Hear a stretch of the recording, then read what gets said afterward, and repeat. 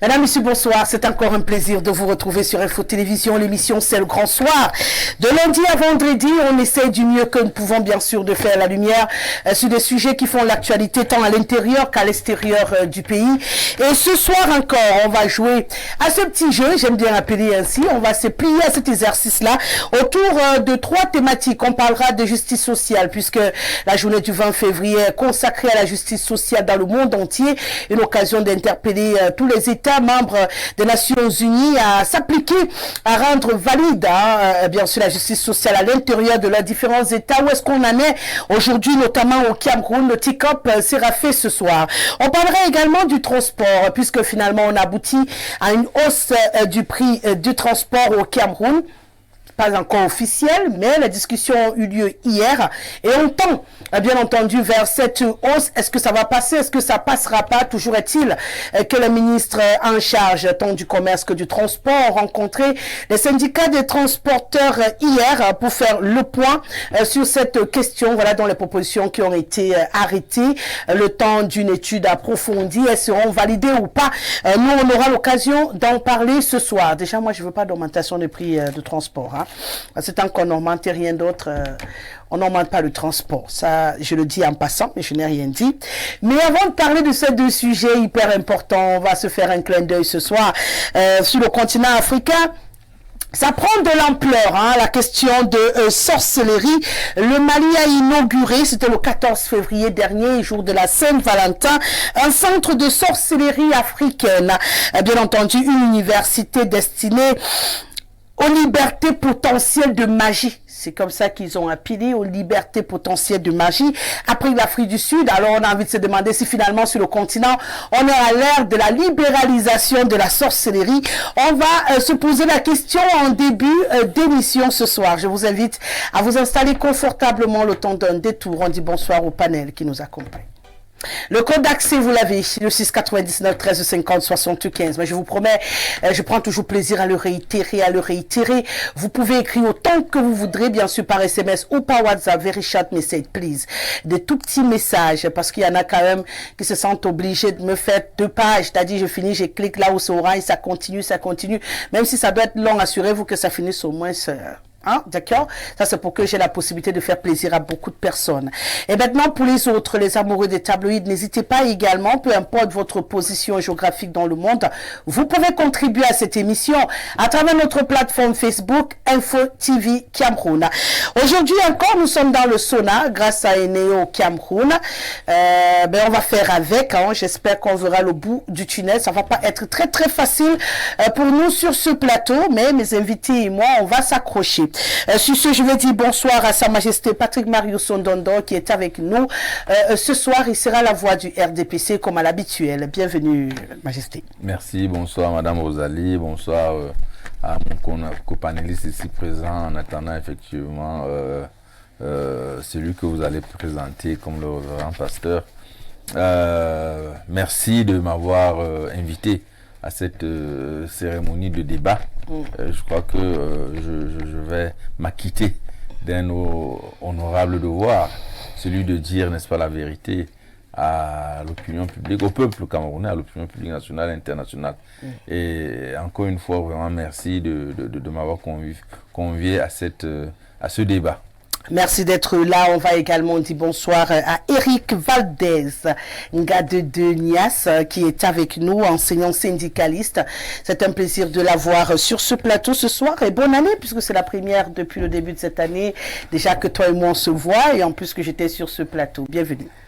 Bonne année à toi et bonne année à tous mes copanélistes. C'est un plaisir pour moi de me retrouver une fois de plus sur ce plateau. Ça fait un bail. Les multiples occupations ne m'ont pas permis d'assister aux émissions. Et tu m'as toujours invité, mais malheureusement, je n'ai pas pu honorer à mes invitations. Ce soir, nous allons débattre sur des sujets vraiment très croustillants, dont j'espère être à la hauteur des attentes des téléspectateurs d'Info TV. Donc vraiment que la fête soit. Vraiment, que la fête soit. D'accord. Que la fête soit. On va essayer de faire à ce que la fête soit. Et bien entendu, le temps de permettre au révérend Paco de s'asseoir confortablement sur la chaise. Allez dédier ce soir, heureusement que vous n'êtes pas dans ce studio. Il y a des spectacles extraordinaires ici à l'intérieur. Ben, on va revenir à lui tout à l'heure pour lui dire bonsoir. On va démarrer sur ce sujet. Hein. Il peut paraître drôle pour certains, Majesté, mais il n'est pas totalement drôle parce que certains c'est une nouvelle tendance. Hein. Certains chefs d'État, notamment Assimi Goïta également, qui est rentré dans le jeu, souhaitent aujourd'hui que le continent africain libère ses forces de sorcellerie pour combattre ce que lui il appelle les forces occultes qui nous viennent des autres pays. Et pour cela, il faudrait que l'Afrique se lève et décide bien entendu de mettre à l'avant les pouvoirs qui sont les siens. C'est dans cette optique que des écoles sont désormais créées. Le Mali, je le disais tout à l'heure, centre de sorcellerie africaine, vient donc d'être créé de ce côté-là, une université, comme on le dit, destinée à libérer le potentiel magique des Africains. Est-ce qu'il y aura une grande différence entre créer ce centre universitaire de magie et les sciences occultes dont il parle en justifiant la création de ces centres? Ben, Rosalie, vous voyez que vous me posez là une question qui, sur le plan personnel, me gêne, à défaut de me horripiler. À double titre, vous devez sans doute comprendre. Bien entendu, vous êtes Majesté. Qui peut être la mienne, mais je voudrais quand même, à la suite de votre question, n'est-ce pas, dire deux choses. La première chose, c'est que cette initiative qui vient aujourd'hui tient sans doute, n'est-ce pas, à consacrer, ou c'est un peu l'aboutissement de ce que beaucoup de responsables traditionnels, beaucoup de chefs traditionnels, que ce soit ici en Afrique centrale ou en Afrique de l'Ouest, après quelques regroupements au Bénin, et où il avait été évoqué, où il a toujours été évoqué la restauration de la dignité ancestrale, parce que en réalité, il y a ce qu'on appelle, pour éclairer, n'est-ce pas, pour éclairer l'opinion, il y a ce qu'on appelle l'ancestralité. L'ancestralité peut être considérée comme la reconnaissance, n'est-ce pas, des ancêtres comme détenteurs, n'est-ce pas, d'un certain nombre de valeurs traditionnelles. Et l'ancestralité africaine est donc considérée un peu comme une religion, n'est-ce pas, africaine. Et il y a même ici au Cameroun, n'est-ce pas, des courants qui, à la fin de l'année 2024, pourront, n'est-ce pas, vont inviter un certain nombre de traditionnalistes africains à un colloque, sur l'ancestralité et sur les valeurs, n'est-ce pas, prônées par l'ancestralité. J'ai une question, je suis avec vous pour vous permettre d'étrayer un peu plus les téléspectateurs. On sait quand même qu'en Afrique, hein, qu'on y croit ou pas, ce travail de sorcellerie, que ce soit positivement ou négativement, a toujours été quelque chose de mystérieux, de secret, de tabou. C'était pas quelque chose dont on parle au vu et au sud de tout le monde, dans tous les carrefours. Du moment où on crée une école, est-ce que ce n'est pas désacraliser quelque chose qui est détenu jusqu'ici par des personnes particulières qu'on est obligé d'aller consulter en cas de problème? Est-ce que créer un centre pour libéraliser ce qu'on appelle la sorcellerie ou bien la magie, comme vous voulez, ce n'est pas banaliser un tout petit peu quelque chose qui est précieux pour certains Africains? Non, vous avez mis le doigt là où il faut. Vous avez mis le doigt directement là où il faut. C'est pour cela que tout à l'heure, je disais que j'étais un peu gêné, n'est-ce pas, d'en parler, parce que le caractère sacré de cette vie, invisible, et jusque-là, est en réalité le fondement même du pouvoir ancestral et du pouvoir traditionnel. En parler en plein jour pourra toujours poser, n'est-ce pas, quelques problèmes. Maintenant, on va nous apprendre à l'école, on pourra devenir expert en vol de nuit. Expert en Bolivie parce expert que en réalité, lancement de mousson. en réalité, Ça peut devenir compliqué. le destin qui a voulu que certaines catégories d'êtres humains soient, n'est-ce pas, détenteurs de ce pouvoir invisible et ancestral depuis la nuit des temps, n'est-ce pas, pour que ça puisse effectivement continuer de manière aussi sacrée. Peut-être que pour la nouvelle, pour cette école qui sera ouverte, on va apprendre un certain nombre de choses sur le plan théorique, mais que sur le plan pratique, qu'on évite. oui, sur le plan pratique. Vous n'êtes pas pour qu'on libéralise autant la sorcellerie. Disons que c'est un pouvoir, il faut bien l'utiliser. Il faut bien l'utiliser parce que vous l'avez dit tout à l'heure, il peut arriver que l'utilisation de cette forme peut être faite de manière positive ou de manière négative. Lorsqu'elle est faite de manière positive, c'est bien. Tout le monde, n'est-ce pas, peut en être bénéficiaire. Mais lorsqu'elle est utilisée de manière négative, beaucoup de personnes peuvent en pâtir, soit dans un village, soit à l'échelle un peu plus grande. Et maintenant, si on veut faire ça au niveau, n'est-ce pas, de l'Afrique, il faut qu'on sache à qui on peut remettre. Qui peut entrer dans cette école. Qui peut entrer dans cette école, parce que c'est une sorte de pouvoir qu'on remet entre les gens. Mais il faut que ce soit en des mains saines, parce que si n'importe qui peut aller là-bas, comme on ne maîtrise pas les mentalités des uns et des autres, qu'est-ce qu'ils vont faire? Oui, qu'est-ce qu'ils vont faire de ça? Oui, qu'est-ce qu'ils vont faire de ça? Comment vont-ils s'en servir?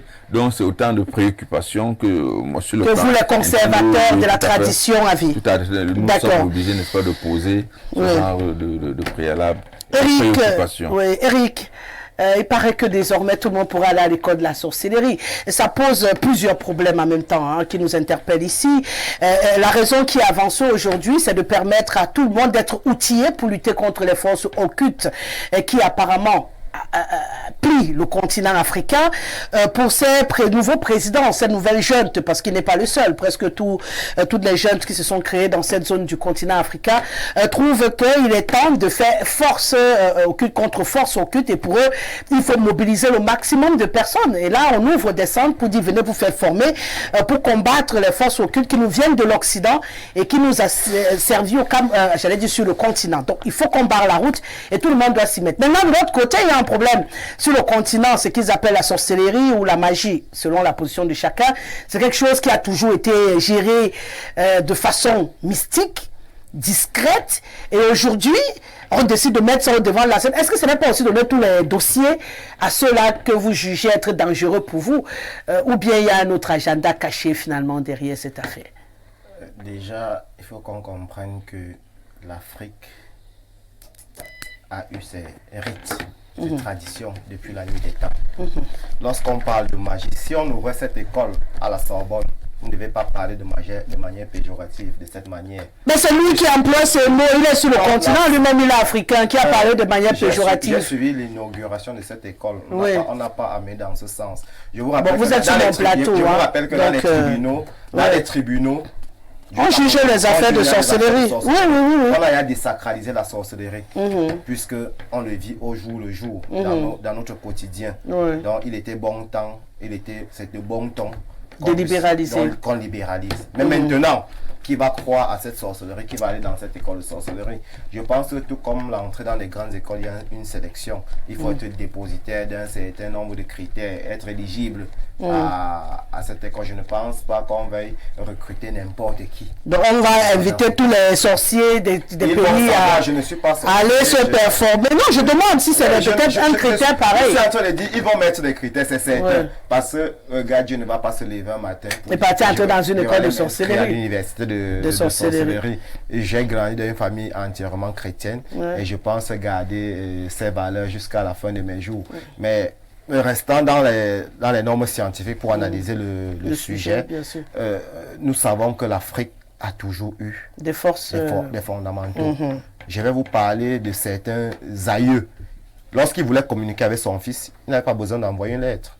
Il fait un cercle, il appelle le nom de son fils apparaît, il communique avec lui et son fils rentre. Ça existait en Afrique. Lorsque nous lisons des livres, lorsque nous rencontrons des patriarches, ça existait. Mais maintenant, je me range dans le côté où rendre ça public, c'est banalisé. ce que nous on a considéré longtemps comme étant mystique, comme étant réservé. Donc vous êtes d'accord que si on poursuit ainsi, on va banaliser la sorcellerie? Oui, j'ai regardé longtemps pendant mon enfance le film Harry Potter. Je me dis, nous sommes en train d'aller vers là. Certainement, on peut dire que c'est de la science-fiction, mais aujourd'hui, nous nous rendons compte qu'on va former des jeunes qui seront spécialisés dans des domaines différents de la sorcellerie, comme ils ont bien su l'appeler. Donc, c'est pourquoi ils le font. Parce que aujourd'hui, dans le monde, on se rend compte que des sectes sont en train de s'opposer. L'Afrique peut-être décide de se positionner pour pouvoir créer aussi pour eux. Ça parle de sectes aussi. Je ne vais pas citer sur votre plateau ce qui existe déjà. Non, on le sait, franc-maçonnerie, Rose-Croix, machin, on le sait. L'Afrique décide aujourd'hui aussi, l'Afrique décide aujourd'hui de mettre en valeur, puisque ça existe déjà depuis la nuit des temps, décide aussi de mettre peut-être en valeur leur part. Pas de sorcellerie peut-être. De sectes aussi. De sectes. D'accord. Où ce sont des initiés qui vont y prendre part. Parce que si tu n'es pas initié, je ne pense pas qu'on puisse donc, je te rappelle que les autres sectes prennent partout après. Qu'on puisse t'inviter. Il faut aussi que votre école... Moi, j'ai dit, il faut aussi que votre école de sorcellerie prenne partout avant de les initier. Sinon, il n'y aura pas équitabilité dans le combat. On ne sait pas. Donc, là-bas, ça va se passer entre les sorciers. Ils vont savoir comment ils vont savoir comment ils vont débattre. Mais il faut qu'on reste focus. L'Afrique est en train de vouloir prendre la main. C'est ce que moi je retiens de tout ça. L'Afrique veut avoir ses repères propres à elle. L'Afrique ne veut plus copier ce qui vient de l'extérieur. Puisque j'ai en face de moi une référence dans la tradition, un chef traditionnel. Il y a des valeurs qu'on ne peut pas expliquer sur ce plateau. Ça se passe en interne. Quand on parle de Nsiliwu chez les Betsi, quand on parle du Kunga chez les Bamileke ou autres chez les Mundang, c'est bien cadré. Et pour accéder à cette société-là, pour être capable d'interpréter ça, il faut être initié à un certain degré.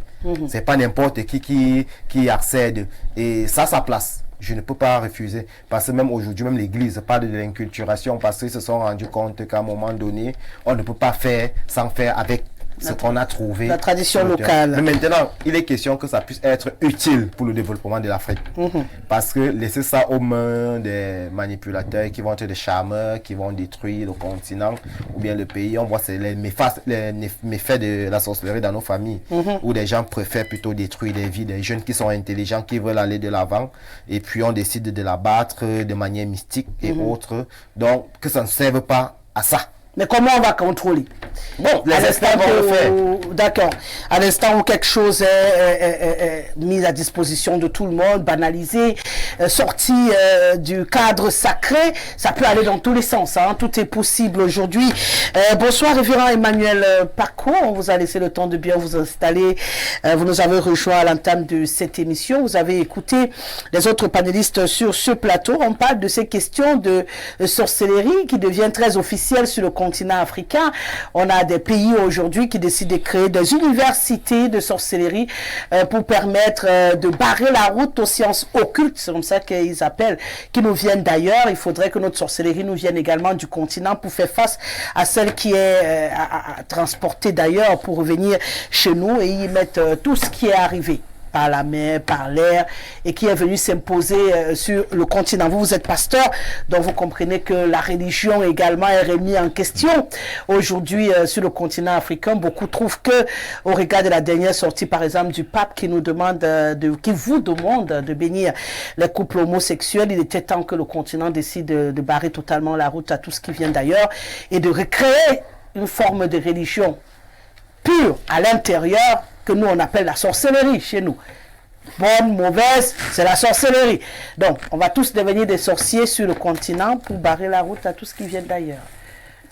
Bonsoir Rosalie. Bonsoir à tous mes co-panélistes. Un bonsoir particulier à Sa Majesté Patrice Balou-Zondondon que j'ai la joie de retrouver sur ce plateau ce soir. C'est la première d'ailleurs. C'est la première fois que nous faisons un plateau ensemble le grand soir. Je voudrais commencer par présenter mes excuses à nos téléspectateurs. C'est pas dans mes habitudes, ils le savent. Mais il y a des jours comme ça où rien ne se passe tel qu'on a prévu. Les embouteillages aujourd'hui dans la ville sont interminables.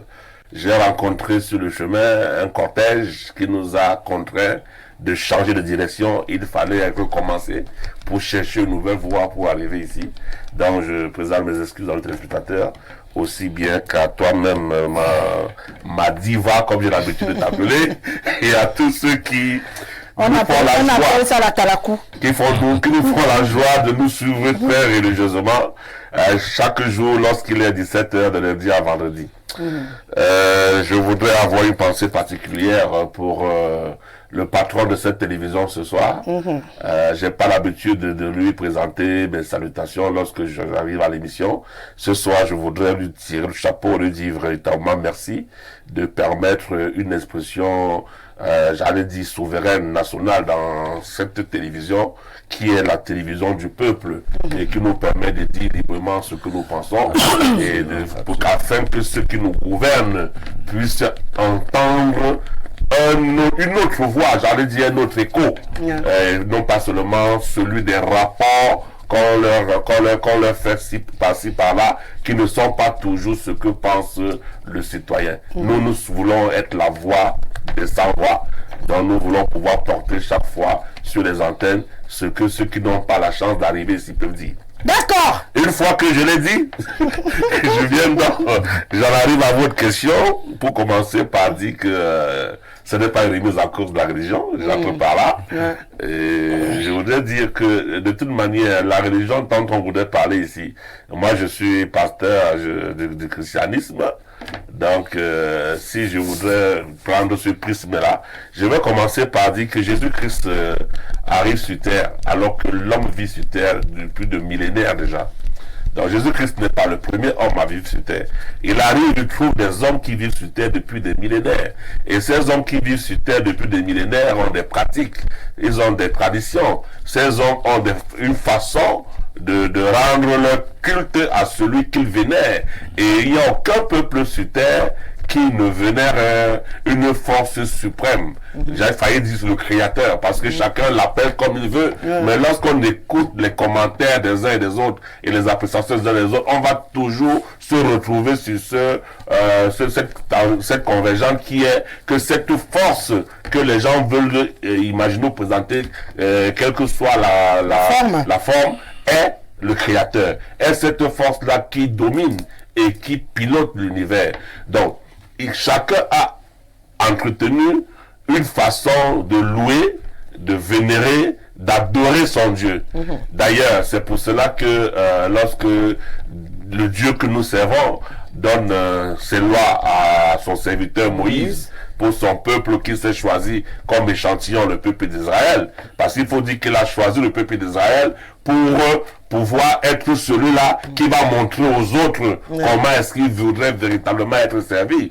Et maintenant, lorsqu'il donne sa loi à Moïse, il nous est bien dit dans la parole que nous lisons chaque jour que la loi est venue comme pédagogue.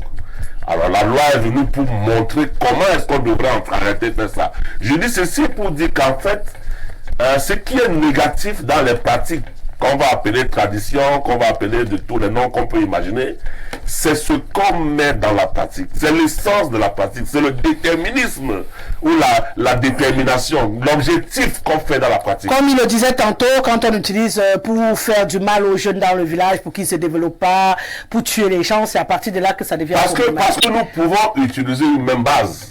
On peut avoir une base commune. Maintenant, en allant appliquer les éléments de la base, selon déjà l'essence de celui qui applique et l'orientation qu'il donne à son application, l'effet devient négatif ou positif. Et c'est lorsque c'est négatif, ça ne sert pas à l'essor de l'humanité, qu'on appelle donc sorcellerie, magie, sacrilège et autres. C'est pour dire que les loges ont toujours existé. D'ailleurs, le christianisme, pour ceux qui font théologie et autres, même dans la théologie, on enseigne très bien que c'est une secte. Parce que tout regroupement de personnes qui partagent un idéal commun, c'est une secte. Donc, si on dit aujourd'hui des chrétiens qui sont également une secte, il ne faudrait pas que ça n'offusque, parce que c'est le sens littéraire du mot secte. Bon, maintenant, lorsqu'on va aller dans la profondeur, dans l'analyse des faits, qu'est-ce qu'on va mettre d'autre dans le mot secte? Il devient péjoratif à partir du moment où on veut montrer la négativité de ce qui est fait là-dedans. Donc, une fois que j'ai présenté ça comme ça, je crois, je voudrais m'adjoindre un peu à ce que j'ai entendu mon compatriote Eric Gadje présenter tout à l'heure, en disant les Africains voudraient pouvoir mettre en avant également ce qu'ils savaient faire. Et tu as embrayé en ajoutant que ils voudraient combattre les forces occultes qui viennent d'ailleurs. Oui, parce que c'est la raison qui a été avancée par Assimi Goïta en inaugurant ce centre de sorcellerie. Il a dit qu'il crée ce centre de sorcellerie qui doit être suivi dans tous ces autres pays qui ont eu à faire des coups d'État ces derniers temps, pour barrer la route aux forces occultes qui viennent assaillir le continent africain, qui font plier le continent africain. Il est temps de repousser tout ce qui nous est apporté d'ailleurs et qui nous empêche de nous développer. Ce sont ces arguments. Donc, la sorcellerie qui vient là, c'est pour barrer la route à toutes les sectes qui nous empêchent de nous développer. Je voudrais mettre ça un peu dans le sens du suivisme également. Ah d'accord. Parce qu'en fait, qu'est-ce qui suit les loges, les sectes et toute appellation qu'on leur donne du côté de l'Occident sont restés également des cercles fermés et réservés pendant des décennies, des millénaires. Alors, et nous arrivons à ce tournant de l'histoire où la Bible elle-même nous dit que le moment arrivera où les hommes ne voudront plus se connecter à la foi, mais ils se laisseront séduire par des bonimenteurs, des faux pasteurs qui viendront leur raconter ce qui les fait plaisir et ils se détacheront de la foi. Donc nous arrivons à cette ère où tout ce qui est négatif doit remonter, parce que l'Apocalypse nous l'a également prédit. C'est pourquoi lorsque le Covid-19 est arrivé, nous avions un discours autre par rapport au Covid et on l'expliquait en lisant Apocalypse du chapitre 7, 8 jusqu'au chapitre 12, où cela est bien décrit et on annonçait même d'ailleurs qu'après le Covid-19 c'est pas la fin, il y aura d'autres calamités parce que c'est prévu et c'est annoncé. Donc c'est un cycle que le Dieu que nous servons a prévu, mais seulement parce que c'est pas parce qu'il a prévu que nous allons laisser faire ou bien nous allons adouber, parce qu'en fait ce sont des pratiques qui sont néfastes. Si on les appelle déjà sorcellerie, si on les appelle déjà magie, ce sont des pratiques qui sont néfastes. Et ce sont des pratiques qui étaient réservées, d'ailleurs, les sociétés ancestrales, traditionnelles. Je parle en regardant également Sa Majesté, ce sont des choses secrètes, ce sont des choses cachées, ce sont des choses où tout le monde n'accède pas. Alors, du jour au lendemain, pensez mettre sur pied une école qui veut s'internationaliser et qui veut ouvrir ce qui est réservé, qui veut ouvrir ce qui est secret à tout le monde. On se demande bien qu'est-ce qui sera enseigné là-bas et qu'est-ce qui va y être fait. Et en réalité, on a lieu de s'inquiéter. Est-ce que ce sera finalement pour le bonheur de l'Afrique? Est-ce que ce sera finalement pour l'émancipation de l'Afrique? Est-ce que ça ne va pas nous enfoncer davantage? Parce que des étrangers voudront aussi peut-être venir à l'école de sorcellerie. À ce moment-là, qu'est-ce qu'on va faire? Ils viendront découvrir tous vos secrets de sorcellerie aussi. Ça peut devenir compliqué. Ils ont dit ouvrir l'école dans un premier temps aux initiés. Ils ont dit appeler les initiés de départ et d'autres de tous les pays africains à venir s'asseoir ensemble pour mettre en commun ce qu'ils ont comme initiation, comme pratique et tout. Ben, ça ce n'est qu'un départ. C'est peut-être pour pouvoir mettre sur pied maintenant un canevas, ce qu'on appelle dans l'éducation classique un curricula. Voilà. Donc, une fois qu'ils auront rassemblé donc les initiés, si vraiment ça marche, et que les initiés seront venus de partout, et qu'ils auront travaillé à mettre en commun ce qu'ils pourront créer des cycles. Voilà. Et maintenant, quel sera l'objectif recherché dans cet enseignement? Nous savons tous que lorsqu'on dit franc-maçonnerie, lorsqu'on dit Rose-Croix, lorsqu'on dit Illuminati et autres, ce n'est jamais positif. Lorsqu'on évoque ça, ce n'est pas pour dire que c'est pour notre bien ou bien c'est pour notre émancipation. Parce qu'on sait tout ce qui tourne autour. Et on sait qu'est-ce qu'ils imposent à leurs adeptes. Ouais. Alors, il y a lieu de s'effrayer, de craindre ce qui va arriver. Mais nous, serviteurs de Jésus-Christ, de Dieu l'Éternel, nous savons que nous ne sommes pas surpris par ce genre de choses. Et nous savons que c'était annoncé et nous savons comment nous mettre en œuvre par rapport à ça et contenir cela pour ne pas dire continuer à encadrer les brebis que le Seigneur nous donne pour l'avancement de son règne. D'accord, vous voulez rajouter quelque chose? Oui, à la suite de ce que le pasteur dit, je me félicite de ce qu'un homme de Dieu a cette vision que nous partageons tous. Je voudrais remonter, et vous allez le comprendre, lorsque nous remontons dans l'histoire du monde, dans la préhistoire même du monde, et on se rend compte que dans l'Égypte antique, il y avait un certain nombre d'écoles qui étaient, puisque à ce moment l'Égypte était le centre du monde, et beaucoup à ce moment-là, n'est-ce pas, venaient de partout dans le monde, dans le Moyen-Orient, beaucoup plus, en Europe, pourquoi pas. C'est comme ça que les Pythagores sont venus ici en Afrique, et c'est comme ça que beaucoup de peuples sont venus apprendre un certain nombre de choses avec lesquelles ces peuples sont rentrés en Europe, au Moyen-Orient. Ils ont pu enlever beaucoup de choses effectivement à l'Afrique dans, n'est-ce pas, la préhistoire culturelle africaine. Un peu plus loin, lorsque vous vous souvenez, il y a eu dans le temps, et précisément là encore au Mali, l'université de Tombouctou. Je crois que si nos souvenirs sont exacts, c'est au 5e siècle qu'il y a eu cette université jusqu'au 16e siècle. Je crois qu'il y a eu cette université. Et des peuples sont sortis de partout pour venir en Afrique, apprendre un certain nombre de choses, ravir un certain nombre de choses à l'Afrique. Donc vous craignez encore que cette université ne soit une porte pour qu'on perde encore ce qui reste. Qu'est-ce qui reste à l'Afrique? C'est un certain nombre de choses qui restent quand même. Et en créant une pareille école, ils viendront encore, sans doute, sans aucun doute. Ils viendront beaucoup, n'est-ce pas, du soleil levant, ils viendront beaucoup, n'est-ce pas, du Moyen-Orient, apprendre ce qu'il faut apprendre et repartir. Or, nous sommes l'Afrique, nous sommes au carrefour. Nous, les Africains, nous sommes au carrefour. Nous sommes au carrefour, pourquoi? Parce que, au vu de ce que nous avons connu dans notre ancestralité, dans notre cosmogonie, parce que, en fait, c'est ça, lorsque nous avons découvert, parce que nous avons tous découvert Jésus-Christ. Vous comprenez, nous avons tous découvert Jésus-Christ, qui est venu avec les enseignements qu'il a, dont nous sommes partagés entre notre ancestralité que nous avons connue, dont nous avons, n'est-ce pas, certains bouts, dont nous avons, n'est-ce pas, certaines cultures, et la découverte de Jésus-Christ qui nous a donné un certain nombre d'enseignements, vous comprenez, nous sommes donc partagés entre ça. Mais l'Afrique, comment est-ce que l'Afrique va-t-elle évoluer avec ces différentes cultures? Les deux peuvent, oui, je crois parce que puisque le pasteur l'a dit, lorsque Jésus-Christ est venu, il a trouvé qu'il y avait un certain nombre de traditions. La culture, oui, mais la sorcellerie, non. Oui, il a respecté, n'est-ce pas, les traditions qu'il a trouvées, les traditions, les coutumes qu'il a trouvées. Parce que le mot sorcellerie qu'on renvoie toujours à ce qui est mauvais dans notre tradition, hein. Voilà, alors, lorsque au jour d'aujourd'hui, on parle de sorcellerie, lorsque vous avez, madame, le téléphone portable que vous avez, et sans connexion, sans un fil précis, vous pouvez m'appeler, madame Rosalie, vous appelez majesté. Et quelle est l'alchimie?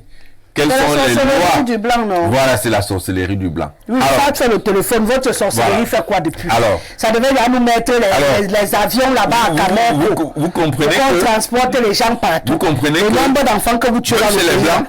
Même chez les blancs, il y a une caste, n'est-ce pas, une caste de personnes qui sont beaucoup plus les chercheurs, qui connaissent un certain nombre de lois, qui font que l'évolution du monde, n'est-ce pas, vienne à travers toutes les inventions, mondiales. Je crois que dans le cas d'espèce, ici également, en Afrique, il faudrait effectivement que la même caste des Africains qui ont un certain nombre de connaissances puissent effectivement peut-être se développer entre elles, mais que tout le monde ne peut pas accéder à cette université étant donné que l'utilisation des différentes techniques de différentes sciences que vous aurez. Comment est-ce que vous allez utiliser ça? Est-ce que si c'est utilisé dans le bon sens, on l'a dit, ce sera de la bonne sorcellerie, mais si c'est étudié et utilisé dans le sens négatif, ce sera vraiment de la sorcellerie maléfique. En fait, la vraie sorcellerie que vous faites en Afrique, quoi. C'est le problème qu'on a. Vous venez de brandir quelque chose qui est vrai. Tout à fait. Tout le monde se pose la question. En prenant même que c'est la magie du blanc, qu'on ait le téléphone, qu'on ait l'ordinateur. Votre magie à vous ici, là, a déjà créé quoi? Voyager dans les boîtes d'allumes. Vous voyagez dans les boîtes de sardines la nuit pour empêcher les gens de dormir. Donc, est-ce que finalement, créer cette université ne va pas faire qu'on ait autre chose qui naisse aussi de votre sorcellerie?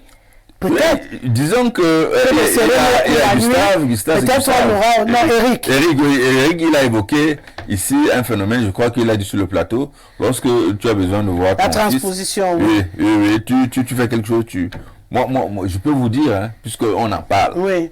Moi, j'ai rencontré quelqu'un qui, quel que soit l'endroit où il est,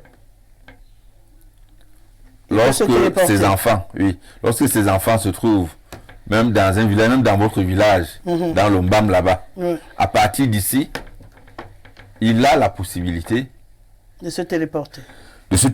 Sans se déplacer. Il a les pieds ici. Avec nous. Là-bas. Pas seulement son esprit. Il se dilate. Il se dilate. Il va voir sa tête. Arrive chez ses enfants, voir, n'est-ce pas, ce que les enfants sont ce qu'ils sont en train de se faire. Et il revient. D'accord. Vous savez, c'est des choses dont on ne parle pas très souvent. Et je crois que mieux vaut certaines choses, je crois que... Mais vous restez ça avec ça dans le noir. Moi, je crois qu'il faut garder ça vraiment. Bon, ça va être compliqué, mais on verra ce que ça va donner dans l'avenir, à l'université de sorcellerie. Parce que vous avez fait parler... Non, en une minute. En une minute. Mais je vais parler une minute juste pour lire un verset, pour dire que ce n'est pas trop de curiosité quand même. Ézéchiel dit de la part de l'Éternel, au chapitre 13, verset 20, c'est pourquoi ainsi parle le Seigneur l'Éternel. Voici, j'en veux à vos coussinets par lesquels vous supprimez les âmes afin qu'elles s'envolent. Et je les arracherai de vos bras et je délivrerai les âmes que vous cherchez à surprendre afin qu'elles s'envolent. Donc, je dis ce verset juste pour dire que même dans l'ancienne alliance que nous appelons Ancien Testament, donc pour ne pas dire les temps antiques, ceci existait déjà. Ouais, les gens qui s'envolaient. Non, les coussinets c'est quoi? Il vient de parler quelque chose. Je vais faire un exemple simple. Quelqu'un fabrique une poupée, on part à modeler et tout ça, machin. Un peu. Ok, cette poupée là, c'est vos un peu comme le vaudou fait souvent. C'est un tapion, ça fonctionne. Et puis, dès qu'il appuie sur la joue, ça me touche ici. Voilà, dès qu'il tire sur l'oreille, bon voilà. Donc, ça a toujours existé depuis la nuit des temps.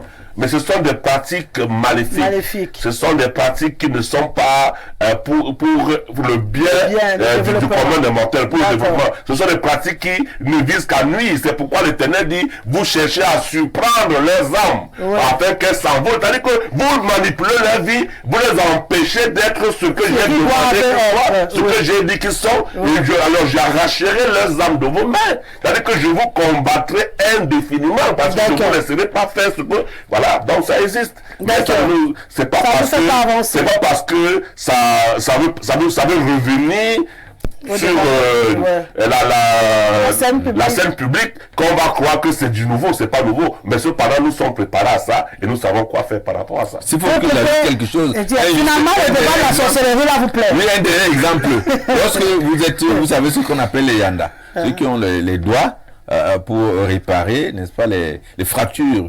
Les masseurs. Les masseurs. Lorsque vous allez chez un yanda, lorsque vous avez une fracture, il prend un poulet, il casse également le pied là où vous êtes cassé, il commence à masser le poulet. Et à partir du massage du poulet, vous guérissez. Qu'est-ce que vous en dites, madame? Bon, j'ai jamais vu, mais peut-être le jour où je vais casser le pied, tout le monde le sait. J'irai me faire... Dans le nom du Cameroun. On masse le poulet, madame, et c'est vous qui guérissez. Waouh! Voilà, donc ça c'est même la santé. Là, c'est la bonne pratique. Mais l'autre que vous sortez la nuit, là. pour venir nous empêcher de dormir. On doit deuxième couper vos ailes. commandement, je suis l'Éternel, votre Dieu, tu n'auras pas d'autre Dieu que moi. Voilà. Bonsoir le plateau. Pour moi, l'Afrique essaye juste de retrouver ses fondamentaux, mais en les banalisant. Bill, depuis Kolanga, qui nous écrit: bonsoir Rosalie, à tout ton panel. Pourquoi y a-t-il jamais eu des débats quand la Rose croit, la franc-maçonnerie, etc. ouvre les centres d'initiation? Merci, bonne suite d'émission. Parce qu'ils ne font pas comme vous. Bonsoir la Rose nationale. L'histoire de sorcellerie là, nous au continent, on est dedans depuis. On en a fait même un sport favori. Maintenant, on aura nos écoles Harry Potter. J'imagine une telle école au Cameroun, on aura 35 millions d'inscrits sur les 30 millions d'habitants. Wadiebe, service depuis Kayele, qui nous écrit ce soir: Madame Rosalie, je dois à tout prix avoir mon doctorat en sorcellerie. Bravo. Oh, ils sont graves, mes téléspectateurs. Donc, il faut courir. Allez t'inscrire alors. Bonsoir Rosalie. Qu'est-ce que vous racontez même, ton ami Ondondo et toi, quand les dépositaires de la tradition sont les premiers à désacraliser la fonction de chef de communauté, autant que tout soit dehors? C'est Zigli qui nous écrit. Moi, je ne raconte rien. Hein. Moi, je donne la parole aux gens. Si tout le monde veut faire la sorcellerie, allez-y, faites. Chacun a ses problèmes. Je constate juste que maintenant, on a décidé d'ouvrir l'école de sorcellerie. Qu'est-ce que ça va donner? On verra. Voilà, mon ami Majesté, on donne de la mission étatique du R dans une pureté vestimentaire, espérant aussi mentale. Eric, dans un vestimentaire traditionnel du Nozo, un parcours qui fait marrer Rosalie. Centre de sorcellerie africaine à m'interroger sur les réels fondements de cette chose-là, qui hier avait une manifestation magico-mystique pour notre défense. Malheureusement, le colon blanc, dans son caractère cynique, infâme et violent, a su corrompre certains négrions dans du bon whisky et autres désirs négatifs pour arracher notre magie noire et mieux l'exploiter pour leurs fins personnelles. Si bien qu'aujourd'hui, pourquoi parler de la sorcellerie? Cette chose qui hier magnifiait notre intelligence. J'attends voir l'issue finale de la bataille. Ma soeur Thomas. Je salue la main, sûrement Scottier malgré la crise du paludisme prompt rétablissement. Majesté a raison avec ce message que j'ai vécu avec mon genou il y a 3 décennies. C'est ma soeur Thomas qui nous le dit. Je reviens ici. Une fois de plus signalé, voire dénoncer un fait très grave qui se passe à Yaoundé. Bon, on va revenir dessus, hein. Là c'est un peu compliqué. Okay. Bonsoir ma fille Rosalie, bonsoir le grand panel composé en 3/4 des membres du RDPC, dont le président de l'APE et son adjoint. Je pense qu'aujourd'hui la sorcellerie africaine, plus précisément camerounaise, revient sur ses bonnes bases. Nous avons trop souffert de ce que les Blancs nous ont privés de nos choses, en nous obligeant de pratiquer les leurs. Mais depuis un bon bout de temps, les Africains, plus précisément les Camerounais, ont compris et reviennent sur leurs activités.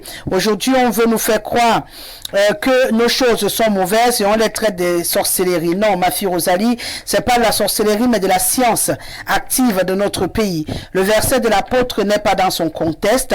À Mesondo, dans l'Union Ekele, mais ainsi même que dans mon propre village, il y a des écoles de sagesse profonde. Sorcellerie. Là, toi même tu mets sorcellerie. C'est des choses à encourager. Moi, l'apôtre, j'en ai assisté plusieurs fois à des sagesses profondes qui n'est pas la sorcellerie. Les Blancs ayant constaté que nous voulons revenir dans nos sources, ils veulent nous étouffer. Bon, personne n'a mis l'oreiller sur vos têtes.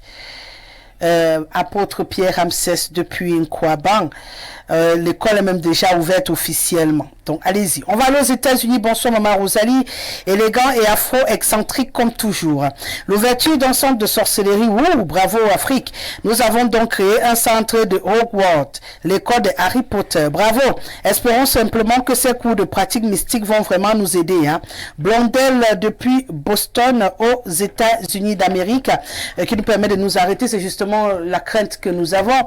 Espérons que cette école soit rentable pour le continent, parce que si c'est encore pour aller faire nos films d'action comme on sait si bien le faire, ou encore aller s'associer pour à servir encore d'autres Africains qui ne seront pas initiés, ça sera pas très différent de ce qu'on veut combattre. Hein. Si on y va pour créer des choses, pour soulever le continent et aller très loin, bon maintenant, comment on va passer le concours pour y entrer? J'ai hâte d'entendre les modalités d'inscription dans cette école. Vraiment, ça me fait sourire, parce que j'ai hâte de voir les modalités pour s'inscrire dans cette école. Est-ce qu'il faut être né un enfant de sorcier pour qu'on fasse, je sais pas. Je suis très curieuse. Peut-être moi-même j'ai la sorcellerie, je sais pas. Donc, il faudrait qu'on découvre les modalités. Hein, Majesté? Oui, il y a des niveaux. Il y a des niveaux dans la vie. Je suppose qu'il y aura des paliers. J'ai rencontré quelqu'un récemment qui m'a dit, Rosalie, je suis un sorcier. Je lui ai dit, un bon? Il dit, oui, un très grand sorcier. J'ai dit, waouh. C'est bien, hein, maintenant on se présente en disant bonjour Rosalie, je suis un sorcier. Si je peux vous dire quelque chose, dans la religion, lorsqu'on parle d'appel, c'est-à-dire qu'on identifie en quelqu'un un appel, donc des capacités à pouvoir servir Dieu, à pouvoir...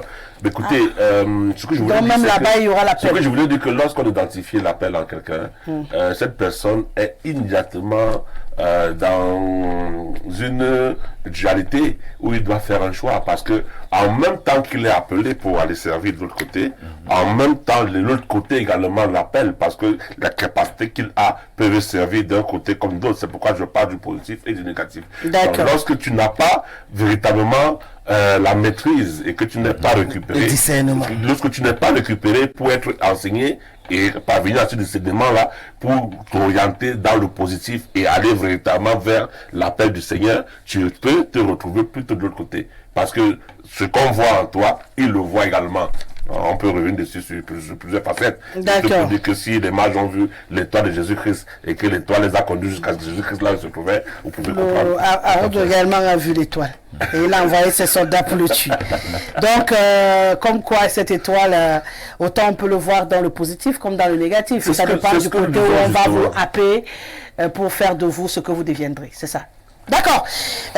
J'aime bien cette école. On va apprendre au fur et à mesure. Mais nous, pour l'instant, on va fermer la page de la sorcellerie sur ce plateau en ouvrant grandement les oreilles et les yeux pour regarder ce que ça va donner pour la suite. Quelque chose de positif, on espère. Nous, on va parler à présent de justice sociale. Le 20 février, depuis 2007, est consacré à la justice sociale dans le monde. C'est l'occasion, bien sûr, pour les Nations Unies d'interpeller tous les pays à se plier à tout ce qui est norme pour qu'existe la justice sociale dans un pays. Vous l'avez compris, quand on parle de justice sociale, on parle d'équité, on parle d'égalité, on parle de travail décent, on parle de bien-être pour tous. Et il se trouve que aujourd'hui, comme c'est la journée consacrée, nous on a envie de faire un peu un check-up de notre environnement. Si je vous demande de regarder notre environnement, est-ce que vous pensez qu'on a une justice sociale efficiente au Cameroun? Pourquoi tu commences avec c'est grave. Qu'est-ce qui n'a pas marché? C'est profond. Allons-y donc. Ok. Je suis heureux d'introduire ce sujet. Quand j'ai reçu le sujet, j'ai ressenti beaucoup de peine. Lorsqu'on parle de justice sociale, déjà c'est d'abord l'égalité entre les hommes dans une société. Mais malheureusement, au Cameroun, depuis des décennies, on ne vit plus cette justice sociale sur plusieurs ordres. Est-ce que tous les citoyens ont l'accès aux soins de santé? Je ne pense pas. Est-ce que tous les citoyens ont accès au droit à l'éducation? Je ne pense pas. Est-ce que les citoyens ont accès aux services de base? Je ne pense pas. La justice camerounaise est assez corrompue, où ce n'est plus celui qui a raison qui gagne un procès, mais c'est celui qui passe par des voies qui ne sont pas recommandées qui a raison. C'est de ça qu'on parle. C'est de ça qu'il s'agit, de la justice sociale. Donc aujourd'hui, on a désacralisé les valeurs de la société au détriment des positions, de la corruption et bien d'autres, où on n'a plus de droit, le citoyen n'a plus de droit à s'exprimer comme il veut sur certains sujets. Depuis ces derniers temps, on assiste à des événements dans notre société par rapport à l'augmentation du prix du carburant, par rapport à bien d'autres choses, où les gens ne sont plus libres de dire ce qu'ils pensent parce qu'ils ont peur d'être happés par la justice. Pourtant, ils ne font qu'exprimer leurs pensées. Il n'y a pas de justice à ce niveau. Donc la justice sociale, c'est quand un citoyen dans son pays se sent libre. Aujourd'hui, nous sommes dans un pays où on n'a pas de CNI. C'est de l'injustice. C'est de l'injustice. Donc, ce thème vraiment, en cette journée de justice, nous interpellons le gouvernement, nous interpellons ceux qui nous dirigent à prendre des mesures pour que chaque Camerounais se sente en sécurité dans son pays, pour que chaque Camerounais se sente à l'aise. Aujourd'hui, nous voyons le problème du foncier. Nous voyons le tribalisme flambant qui est en train de monter dans le pays. Pourquoi? Parce qu'il n'y a plus cette cohésion. La justice a foutu le camp. Chacun, l'égoïsme a pris le dessus. Peu importe les partis, parce que moi je suis de la société civile, je ne suis pas partisan. Donc je ne suis pas, il n'appartient pas à telle chapelle ou telle chapelle. Je ne fais que relater les faits réels. Donc pour vous, ça ne va pas. Ça ne va pas. On va revenir sûrement pour que vous proposiez quelque chose pour que ça aille un tout petit peu, qu'on se sente bien. Majesté, à votre avis, c'est bon, c'est pas bon? On est dans un environnement sain, on a une justice sociale pour tout le monde. Tout le monde a le bien-être, parce que c'est ce que la justice sociale appelle, hein, d'après le concept des Nations Unies, un bien-être pour tout le monde, un travail décent pour tout le monde, la santé pour tout le monde, le partage équitable des revenus du développement de chaque pays pour tout le monde. Est-ce que vous avez l'impression qu'au Cameroun, on a tout ça? Ben, disons que l'environnement qu'il y a au Cameroun, il est à l'exemple de l'environnement du contexte environnemental international. C'est-à-dire? Oui, c'est-à-dire que l'environnement qu'il y a au Cameroun est dans le grand contexte international. Est-ce qu'au niveau international, comme on peut le savoir, je me souviens de ce que le président Paul Biya, chaque 31 décembre, ou bien lorsqu'il rencontre le corps, parce que depuis 1990, il est devant le corps des ambassadeurs, il demande toujours, n'est-ce pas, qu'il y ait, n'est-ce pas, la justice sociale, qu'il faut qu'il y ait une justice internationale, qu'il faut que les relations entre les États soient démocratisées. Parce que même également à ce niveau, au niveau international, les relations entre les petits pays et les grands pays, ce ne sont pas des relations démocratiques. Pourquoi? Parce qu'on se rend compte que sur le plan international, les petits pays souffrent le martyre, n'est-ce pas, sur le plan international, dont il n'y a pas de justice sociale.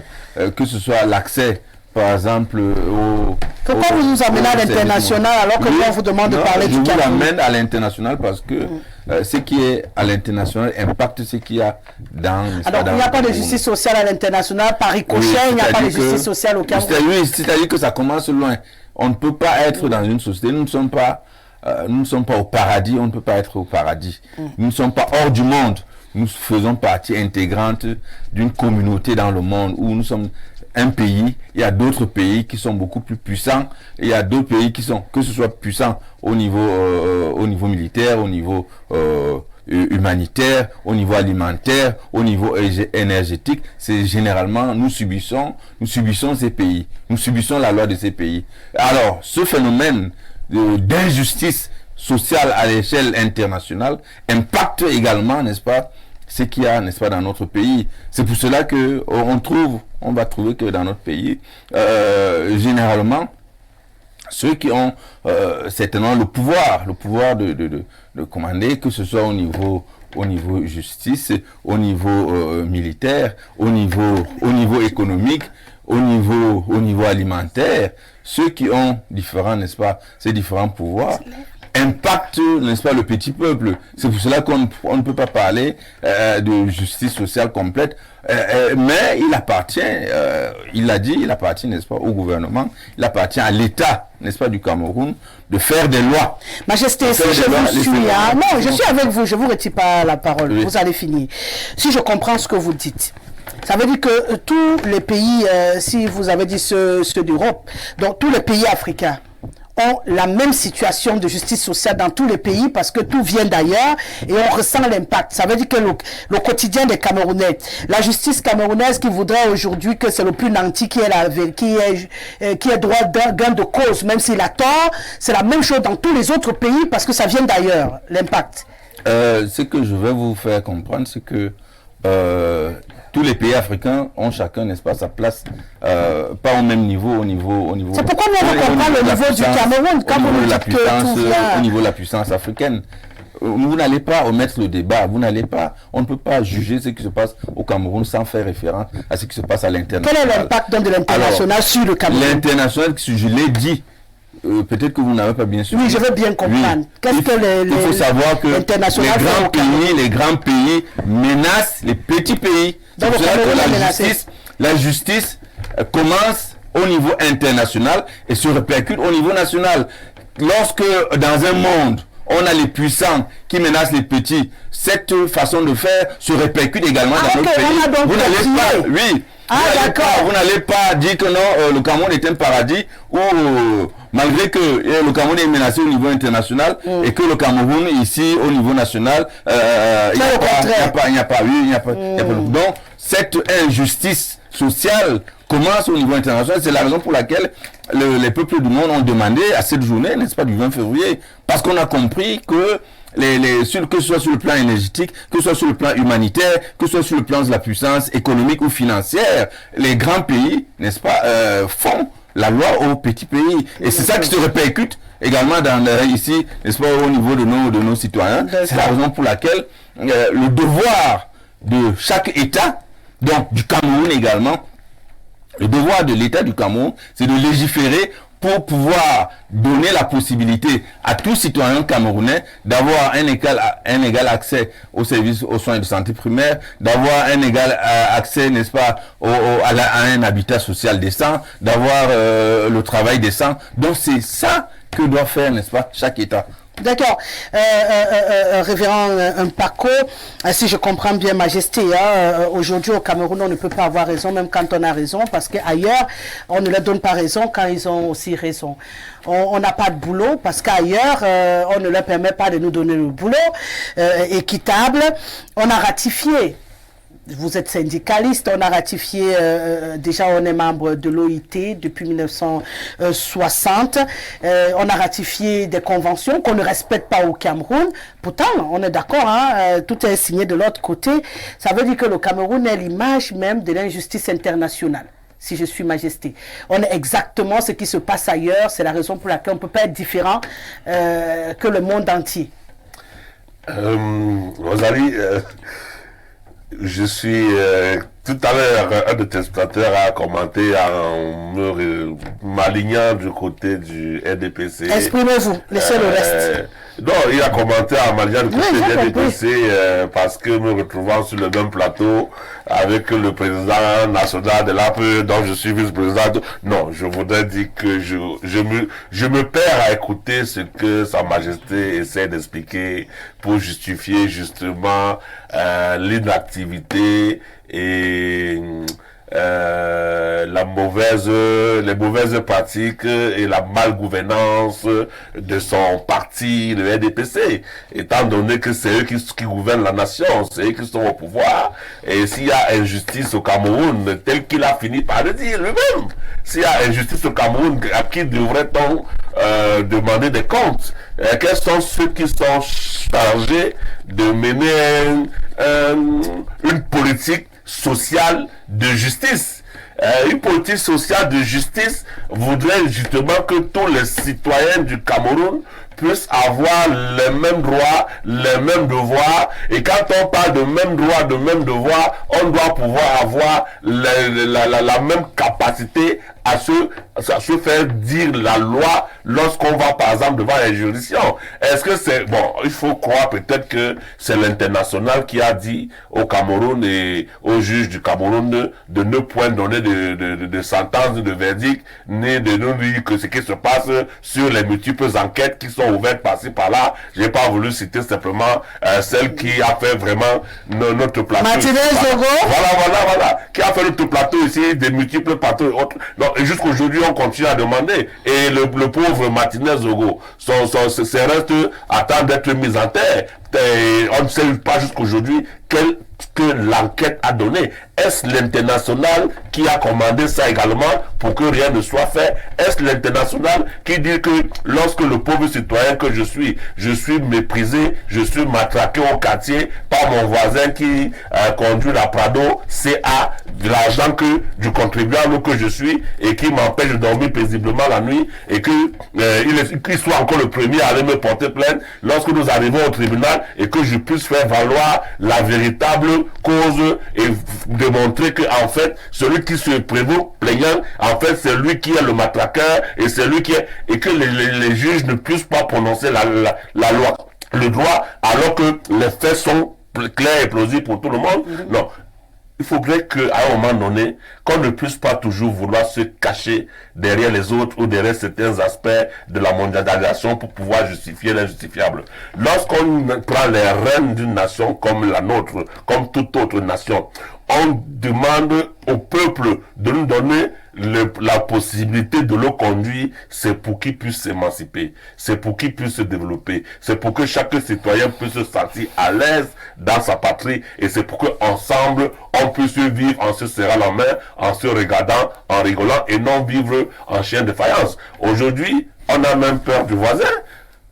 Or, hier, le voisin c'était papa, c'était maman. Ouais. Nous avons grandi en appelant tous les papas du quartier papa. La différence c'était que entre mon papa et les autres papas, pour les autres papas on ajoutait le prénom. Ouais. Or mon papa c'était juste papa. Ouais. Mais les autres on ajoutait le prénom pour faire la différence. Mais on n'a jamais appelé quelqu'un tonton ou comme aujourd'hui on dit le père de. Ouais. Le père de. La mère de. Non, parce qu'en fait, même notre africanité a pris de l'eau parce que justement il y a pas de justice, il y a pas nous ne parlons pas d'égalité, nous parlons d'équité. Donc quand on parle d'équité, il faudrait que sur la balance, qu'à un moment donné, ce qui est vrai pour tout le monde, lorsque c'est rouge, que ceux qui ont le pouvoir et le droit de dire que c'est rouge puissent dire que c'est rouge et non continuer à dire autre chose alors que c'est visible pour tout le monde. C'est ça l'injustice sociale. Et c'est criant au Cameroun aujourd'hui. D'ailleurs, le porte-parole du NDPC sur ce plateau l'a reconnu, même si au départ il a voulu nous faire une narration dans laquelle on se perdait. Donc, maintenant qu'on est en pleine injustice au Cameroun et qu'on sait que ça ne va pas, comment on fait? Est-ce qu'il y a une possibilité? Puisque c'est ça le combat. Chaque année, le combat est qu'on puisse réduire au mieux les inégalités, qu'on puisse réduire au maximum ce contraste entre toutes les castes de la société. Parce que pour l'instant, au Cameroun, c'est clair qu'on a une petite minorité très confortable qui détient la totalité du pouvoir économique. Et on a une grosse majorité qui marche sur le sol et qui n'arrive pas à s'en sortir. Est-ce qu'il y a une possibilité de rapprocher? Oui, c'est le combat permanent de tout gouvernement, de tout État, au Cameroun. De faire en sorte que, oui, du Cameroun également, de faire en sorte que les citoyens, comme je l'ai dit quand je terminais mon propos, aient de manière équitable un accès, n'est-ce pas, à tous les soins de santé primaire, un accès aux services. Alors, il appartient, donc je l'ai dit, il appartient à l'État du Cameroun, donc aux gouvernants, de légiférer dans le sens, n'est-ce pas, de mettre l'égalité, de mettre l'équité entre les Camerounais. On fait ça vous comment? Comprenez? Mais on fait les lois. On fait les lois. Donc il faut encore des lois? Oui, mais bien sûr. C'est pas les lois que nous sommes. On ne peut pas vivre. On ne peut pas appliquer celles qu'on a déjà là pour faire quelque chose. On l'anarchie. On doit encore créer d'autres lois pour en arriver à cette justice sociale. On fait les lois et on respecte les lois qu'on se donne. Parce que ça aussi, c'est la liberté. C'est-à-dire que pour faire les lois, c'est-à-dire qu'on nous prend ici pour aller peut-être à l'hôpital. Lorsque nous devons aller à l'hôpital, nous devons tous dépenser la même chose. C'est-à-dire que nous sommes égaux entre citoyens. Lorsque nous devons aller à l'université, nous devons tous dépenser la même chose. Lorsque nous devons avoir la lumière, nous devons tous dépenser la même chose. Donc, tout ce qui doit être fait de manière non concurrentielle entre les citoyens, mais de manière à ce que les citoyens aient les mêmes chances. C'est ça la justice sociale, madame. Il n'y a pas autre chose. Vous ne devinez pas autre chose que vous voulez deviner. La justice sociale. Vous voulez également lire la sorcellerie, vous faites lire dans ma tête là. C'est de permettre, n'est-ce pas? C'est de permettre à ce que chaque Cameroun, tous les Camerounais. La sorcellerie comme là, il veut faire sortir, c'est pour vous demander. Tous les citoyens. Tout ce que vous dites depuis, je n'ai pas entendu ce qui est fait de façon pratique au Cameroun pour résoudre ce problème. Vous dites que c'est tout de non, il faut qu'on vote des lois. Concrètement, on est où? Absolument. Concrètement, on est où? C'est à partir des lois que... Celles qu'on a déjà là, qui disent par exemple que l'école primaire est gratuite. Qu'est-ce qui empêche qu'on applique? Qu'est-ce qui empêche qu'on applique quoi? Que ce soit gratuit. Qu'on dise qu'on va à l'hôpital jusqu'à 5 ans au traitement du paludisme simple est gratuit. Qu'est-ce qui empêche? Donc, il y a les contingences. Qu'est-ce qui fait que l'école primaire ne soit pas gratuite? Bon, je crois que je ne sais pas chez les Occidentaux là-bas si l'école primaire est gratuite, mais toujours est-il que je sais que les Occidentaux, lorsqu'ils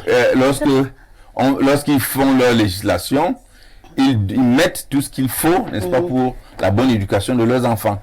Vous comprenez? C'est aussi ce que nous devons faire. Même si on dit que l'école primaire est gratuite, nous devons prendre la peine de mettre, n'est-ce pas, des moyens pour que nos enfants aient une bonne éducation. C'est aussi ça, la justice, madame. Vous voulez réagir immédiatement parce que vous êtes très... Rosalie, figurez-vous que tout à l'heure, peut-être, on va arriver dessus, sur le camion. Je voulais juste faire un petit commentaire. Ce matin, lorsque je suivais la radio, j'entendais les tassimans qui étaient en train de féliciter le président du syndicat et qui étaient s'égayer déjà du fait que le taxi... Bientôt. Non, ce n'est même pas encore signé. C'est ça que je dis, bientôt. 350, ce n'est même pas encore signé, mais pour eux, c'est déjà acté.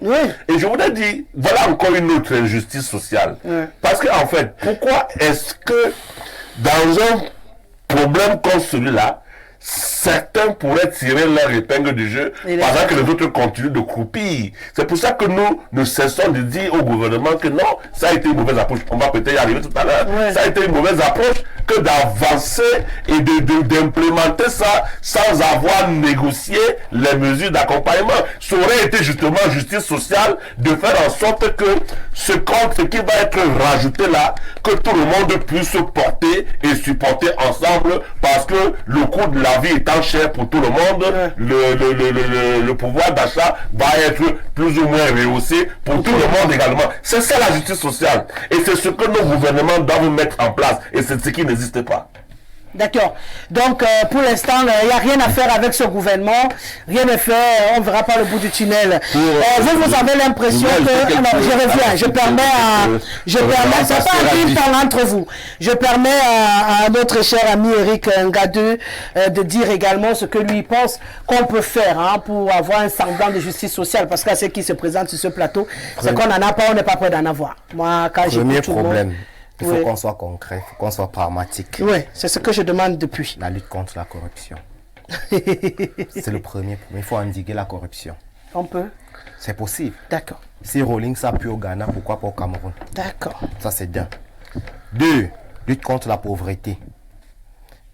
Est-ce que vous savez que 40% des jeunes souffrent du chômage? Si les jeunes ont accès à l'emploi, je pense que c'est justice. Évidemment. Fait.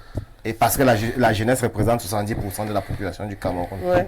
Si les jeunes sont employés, si les jeunes vont aux occupations qui permettent de faire vivre leur famille, je pense que ce n'est que justice sociale. Ce sont des éléments pratiques et possibles, puisque le Cameroun a un potentiel énorme.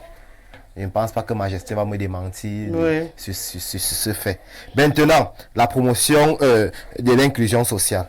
Il faut que chaque Camerounais se sente à l'aise et en sécurité partout où il se trouve. C'est possible.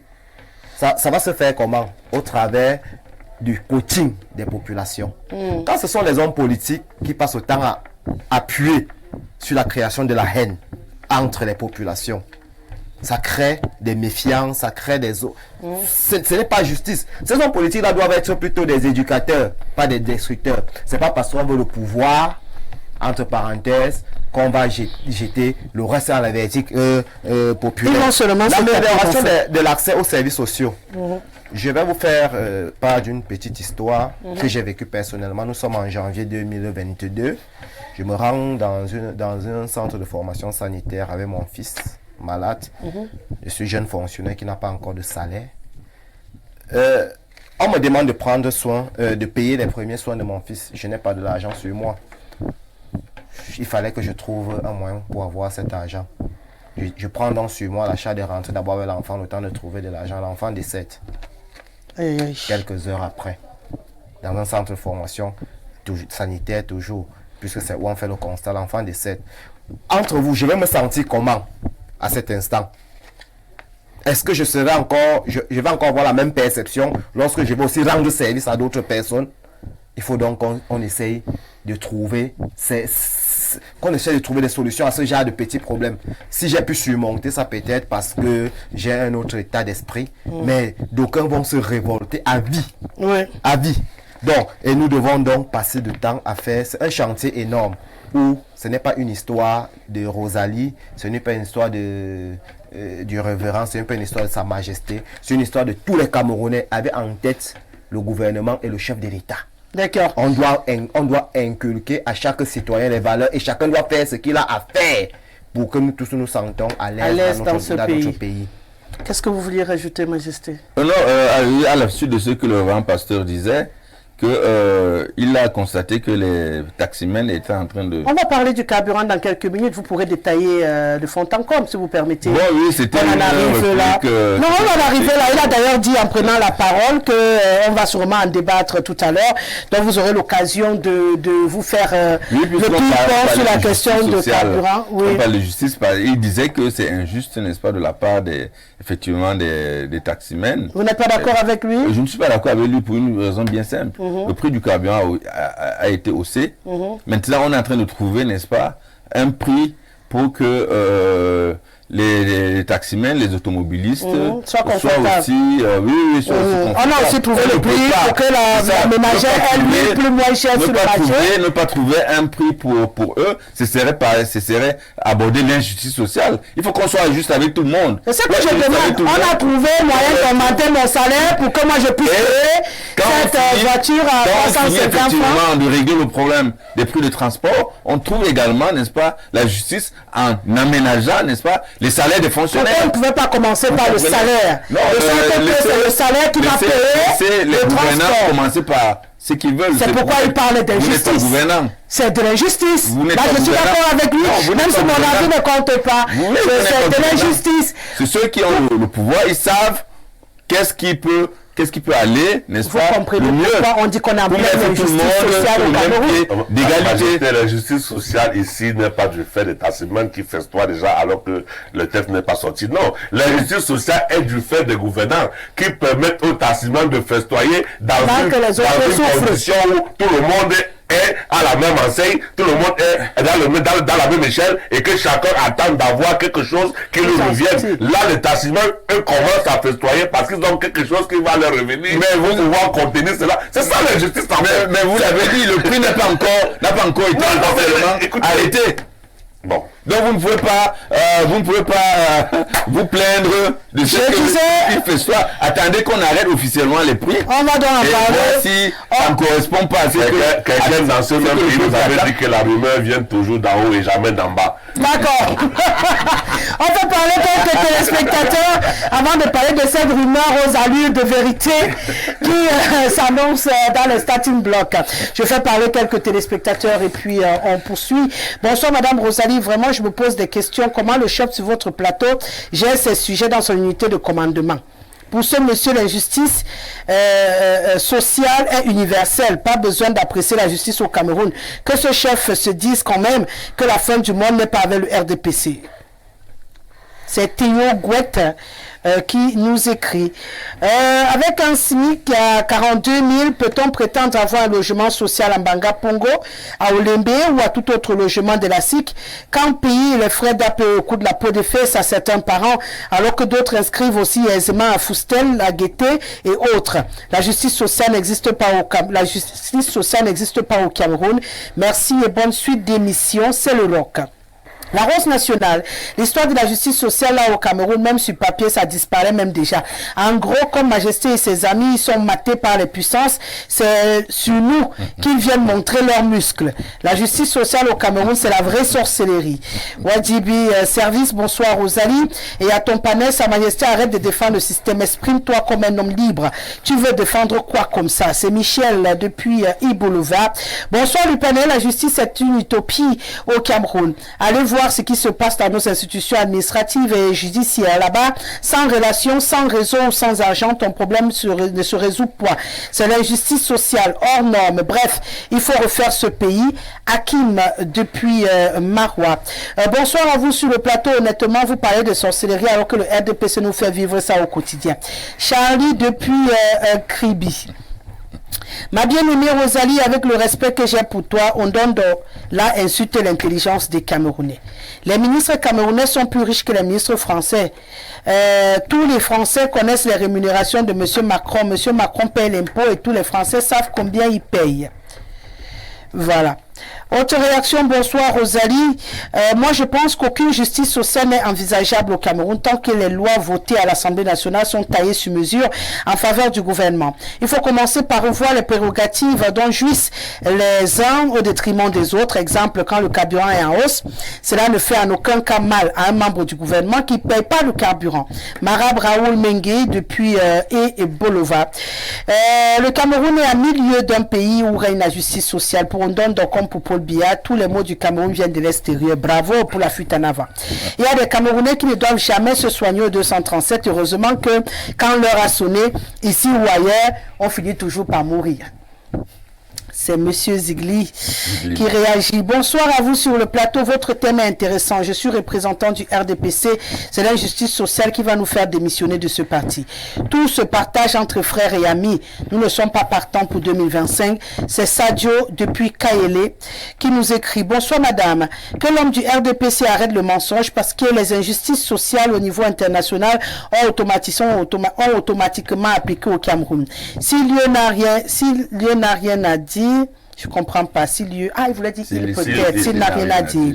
Elias, depuis Douala, de dénonciation, non. Je ne peux pas prendre des dénonciations là ce soir. On va aller en Italie. Bonsoir Rosalie. Je commence par des illustrations de ce qui se passe ici. Dès qu'un Italien est en capacité de travailler, il s'inscrit dans une agence gouvernementale qui a l'obligation de trouver du travail à tous les citoyens. Et dès que vous y êtes inscrit, vous commencez à toucher un salaire minimum. Vous aurez ensuite jusqu'à 3 propositions possibles de travail dans votre domaine. Et si vous refusez, on vous coupe ce salaire minimum. Les logements sociaux sont réservés exclusivement aux plus démunis, au point où il est impossible de trouver un de la classe moyenne dans ces logements. C'est plus ou moins ce qui se passe en France et déjà dans beaucoup de pays africains. Au continent, il y en a qui naissent, vivent longtemps et meurent sans avoir touché un seul franc de l'État. L'argent appartient à certains qui ont des caves et plafonds bourrés. Sans compter les paradis fiscaux. La justice sociale au 237 est tellement biaisée depuis la base qu'il vaut mieux de même pas en parler. Il faut seulement aller lutter pour plus de justice sociale. C'est M. Ndabo depuis Ferrara en Italie. J'ai mis... Bon. Oh là là. La justice sociale prônée par les Nations Unies est-elle respectée par cette ONU? J'ai dit non. Ma fille Rosalie, même la Bible avait déjà établi une justice non équitable. Regardons que Abraham avait commis des péchés, mais pas puni. Moïse avait tué un homme, mais pas puni. Alors je suis en train de vous dire que la justice sociale s'impose à ceux qui font preuve de courage et ont la force de l'obtenir. Mon arrière-grand-père imposait qu'on lui rende justice car il avait des vertus qui pouvaient le pousser à détruire la vie du magistrat qui joue avec lui. La justice est donnée à l'ONU à des pays qui ont le droit de vie et de mort sur les autres. Si on veut être respecté et obtenir la justice sociale, nous devons nous battre, à avoir une force qui peut obliger à avoir peur de vous. Tout dépend de votre force spirituelle, mystique, financière. Notez bien, si tu veux avoir raison, démontre au juge que tu peux lui faire autre chose s'il ne te fait pas justice. Les hommes qui obtiennent justice soit sont ceux qui font peur au juge. C'est l'apôtre Pierre Ramsès. Alors le premier sujet associé au deuxième, si on veut se faire justice, soyons capables de s'imposer une force. Moi, j'avais vu ça à Ezeka, un monsieur de Maison d'Or, qui a bloqué une dame juge sur son siège sans qu'elle se lève pour avoir signé un mandat de dépôt illégal contre lui. Si les Camerounais veulent obtenir justice, ils doivent en payer le prix, mystique, spirituel, financier, démocratique, sinon on restera là à pleurer tous les jours. Boubakari depuis Maroua, quel est l'impact de l'international sur le non-bitumage de la route Maroua-Kousseri? Mora-Kousseri. Waouh, quand les sentiments sont au-dessus des valeurs, parler de justice sociale serait utopique dans mon continent. Les grands hommes sont ceux qui réalisent pour l'humanité, malheureusement en cette période de carême, pour une reconversion psychique, tant des gouvernants et gouvernés, l'homme est un loup pour l'homme. Ceci du fait de la faillite de l'État où les normes ne sont pas respectées dans des états d'âme, de haine, jalousie, aigreur. Quoi de malsain avoir une société des gens sous-éduqués ayant touché le dos, tourné le dos au Créateur dans une malgouvernance de l'enrichissement illicite avec des riches dominant les pauvres. Des pauvres qui demain seront des bombes ambulantes parce que privés d'eau, d'électricité, de terre et autres besoins primaires. C'est Masok Thomas. On va seulement exploser. Bonsoir Rosalie et surtout au panel, sauf aux représentants du RDPC. Ok. Que veut-il nous expliquer ce soir? Jim depuis Douala. Rosalie, bonsoir ma belle et au panel. Voilà un exemple de justice sociale au Cameroun. Un homme riche à Balembo, dans le Honcam, terrasse une parcelle sans aucune négociation avec les villageois qui exploitent l'espace depuis des décennies, qui ont planté des eucalyptus, qui ont les restes de leurs parents et personne n'ose lui demander réparation. C'est Achille depuis Fumbot. Bonsoir Rosalie, la justice sociale renvoie entre autres à l'égalité entre les citoyens d'un État et au bien-être intégral des 10 citoyens. Naturellement, il ne peut y avoir une justice sociale totale dans aucun pays car nous naissons avec des inégalités naturelles. L'indice de Gini peut être un indicateur du niveau de justice sociale. En ce qui concerne l'aspect économique au Cameroun, la justice sociale est relativement inquiétante. Bien que le gouvernement fasse tout pour combattre cette injustice sociale, la promotion de la bonne gouvernance peut être un remède à l'injustice sociale au Cameroun. Docteur Lémé depuis Douala, qui va donc promouvoir cette bonne gouvernance, docteur Lémé, si ce n'est ceux qui la détiennent. Bonsoir Rosalie et bonsoir à ton panel, c'est un bon sujet. Je pense que la justice sociale est une construction morale et politique qui vise à l'égalité des droits et conçoit la nécessité d'une solidarité collective entre les personnes d'une même société. Définie ainsi, je crois que nous sommes, alléluia, loin de la justice sociale au Cameroun. Kalistalom depuis Yaoundé. Voilà pour les messages. Le temps d'une transition et on revient pour aborder le dernier sujet. Voilà, vous êtes toujours sur Info Télévision. L'émission, c'est le grand soir de lundi à vendredi. On échange sur les sujets qui nous concernent et qui vous concernent, bien sûr. Vous qui nous recevez via le petit écran. Et là, on va parler de cette question de transport, de cette hausse des tarifs qui, pour l'instant, n'est pas encore signée, mais a déjà fait le tour. Et on sait au Cameroun que parfois le provisoire devient provisoirement définitif. Vous étiez en train de le dire tout à l'heure, révérend Paco. Ils sont déjà en train de jubiler. On sait qu'il y a eu des assises hier. J'ai pas envie de dire que mon ami Colin de Fossoken a fui ce soir, j'ai pas envie de le dire. Je vais me dire qu'il a eu un empêchement. Ils ont fait des réunions hier avec le ministre de Transport, le ministre du Commerce, pour trouver des moyens d'alléger le poids à leur niveau pour qu'ils puissent continuer à se faire des poches. Et aujourd'hui, ce qui est annoncé, c'est 350 francs pour la journée, 400 francs pour le soir, dont 50 francs de plus par rapport à ce que nous payons déjà aujourd'hui, ce qui est plus ou moins accueilli positivement par les populations qui trouvent que ce serait encore appuyé sur une plaie qui est déjà béante. On a déjà du mal à tenir le coup, tout est cher sur le marché, les denrées alimentaires de première nécessité sont presque inaccessibles aujourd'hui pour le commun des mortels. En plus, il faudra peut-être se farcir un coût de transport plus haut, c'est pas évident.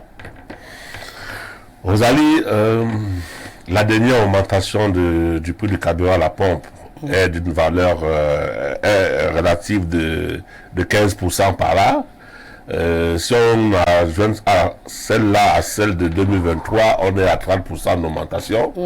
Et nous avons déjà parlé ici de ce que cela impacte comme diminution dans le pouvoir d'achat du citoyen. Et lorsque les taximens aujourd'hui attendent déjà la confirmation par arrêté, par note officielle du prix du taxi qui passe de 300 à 350, si on fait le prorata d'une augmentation de 50 francs, ils sont à peu près également dans une fourchette de 12 à 15%. Je n'étais pas très fort en mathématiques, les gens peuvent calculer pendant qu'ils nous regardent, mais je voudrais simplement dire que lorsqu'on fait des augmentations de charges de 15, 20, 30%, et que on s'apprête, parce que ce n'est pas encore le cas, on s'apprête, on se projette, on se promet de revaloriser le salaire du fonctionnaire à 5%, nous, quand bien même cela serait effectif, nous partirons d'un pouvoir d'achat déficitaire de 20% à peut-être 15%, 16% ou 18%, ce ne sera pas grand-chose. Donc c'est pour ça que nous, les syndicalistes, nous continuons à dire au gouvernement qu'il y a beaucoup d'autres mesures d'accompagnement qu'il faut mettre en place. Et nous n'avons cessé de dire que c'est malsain c'est négatif, c'est même rébarbatif d'avoir procédé ainsi. C'est-à-dire sur une population qui vit déjà mal et qui ploie sur le coût de multiples taxes par-ci par-là, des impôts qui se multiplient partout. Il n'y a qu'à voir la structuration même du prix du carburant à la pompe, qui au litre connaît une vingtaine voire plus de taxes. Si on est dans cette situation, on va avoir autant de taxes que le gouvernement a appliqué dessus pour que le litre qui est à l'international à 290 francs nous revienne aujourd'hui à 840 francs la pompe. Regardez le gars vous-même, 290 francs à 840 francs. Il y a tellement de taxes qui sont mises là-dessus et tout. Donc, il y a lieu de pouvoir, il y avait lieu, et il y a toujours lieu de négocier d'abord ensemble comment est-ce qu'on va supporter ça, contenir cela pour continuer à vivre ensemble. D'où encore une fois de plus cette justice sociale. Les syndicats que nous sommes, en fait, nous avons effectivement été appelés à une discussion avec le ministre du Travail et de la Sécurité sociale qui a voulu recueillir une fois de plus nos propositions par rapport aux mesures d'accompagnement à implémenter pour pouvoir contenir cela, parce que ça monte partout, hein. C'est pas seulement le taxi. Quand ça monte comme ça va monter partout. Or, c'est la même bourse qui doit pouvoir payer le litre de carburant qui augmente, le coût de taxi qui augmente, le litre d'huile qui augmente, les légumes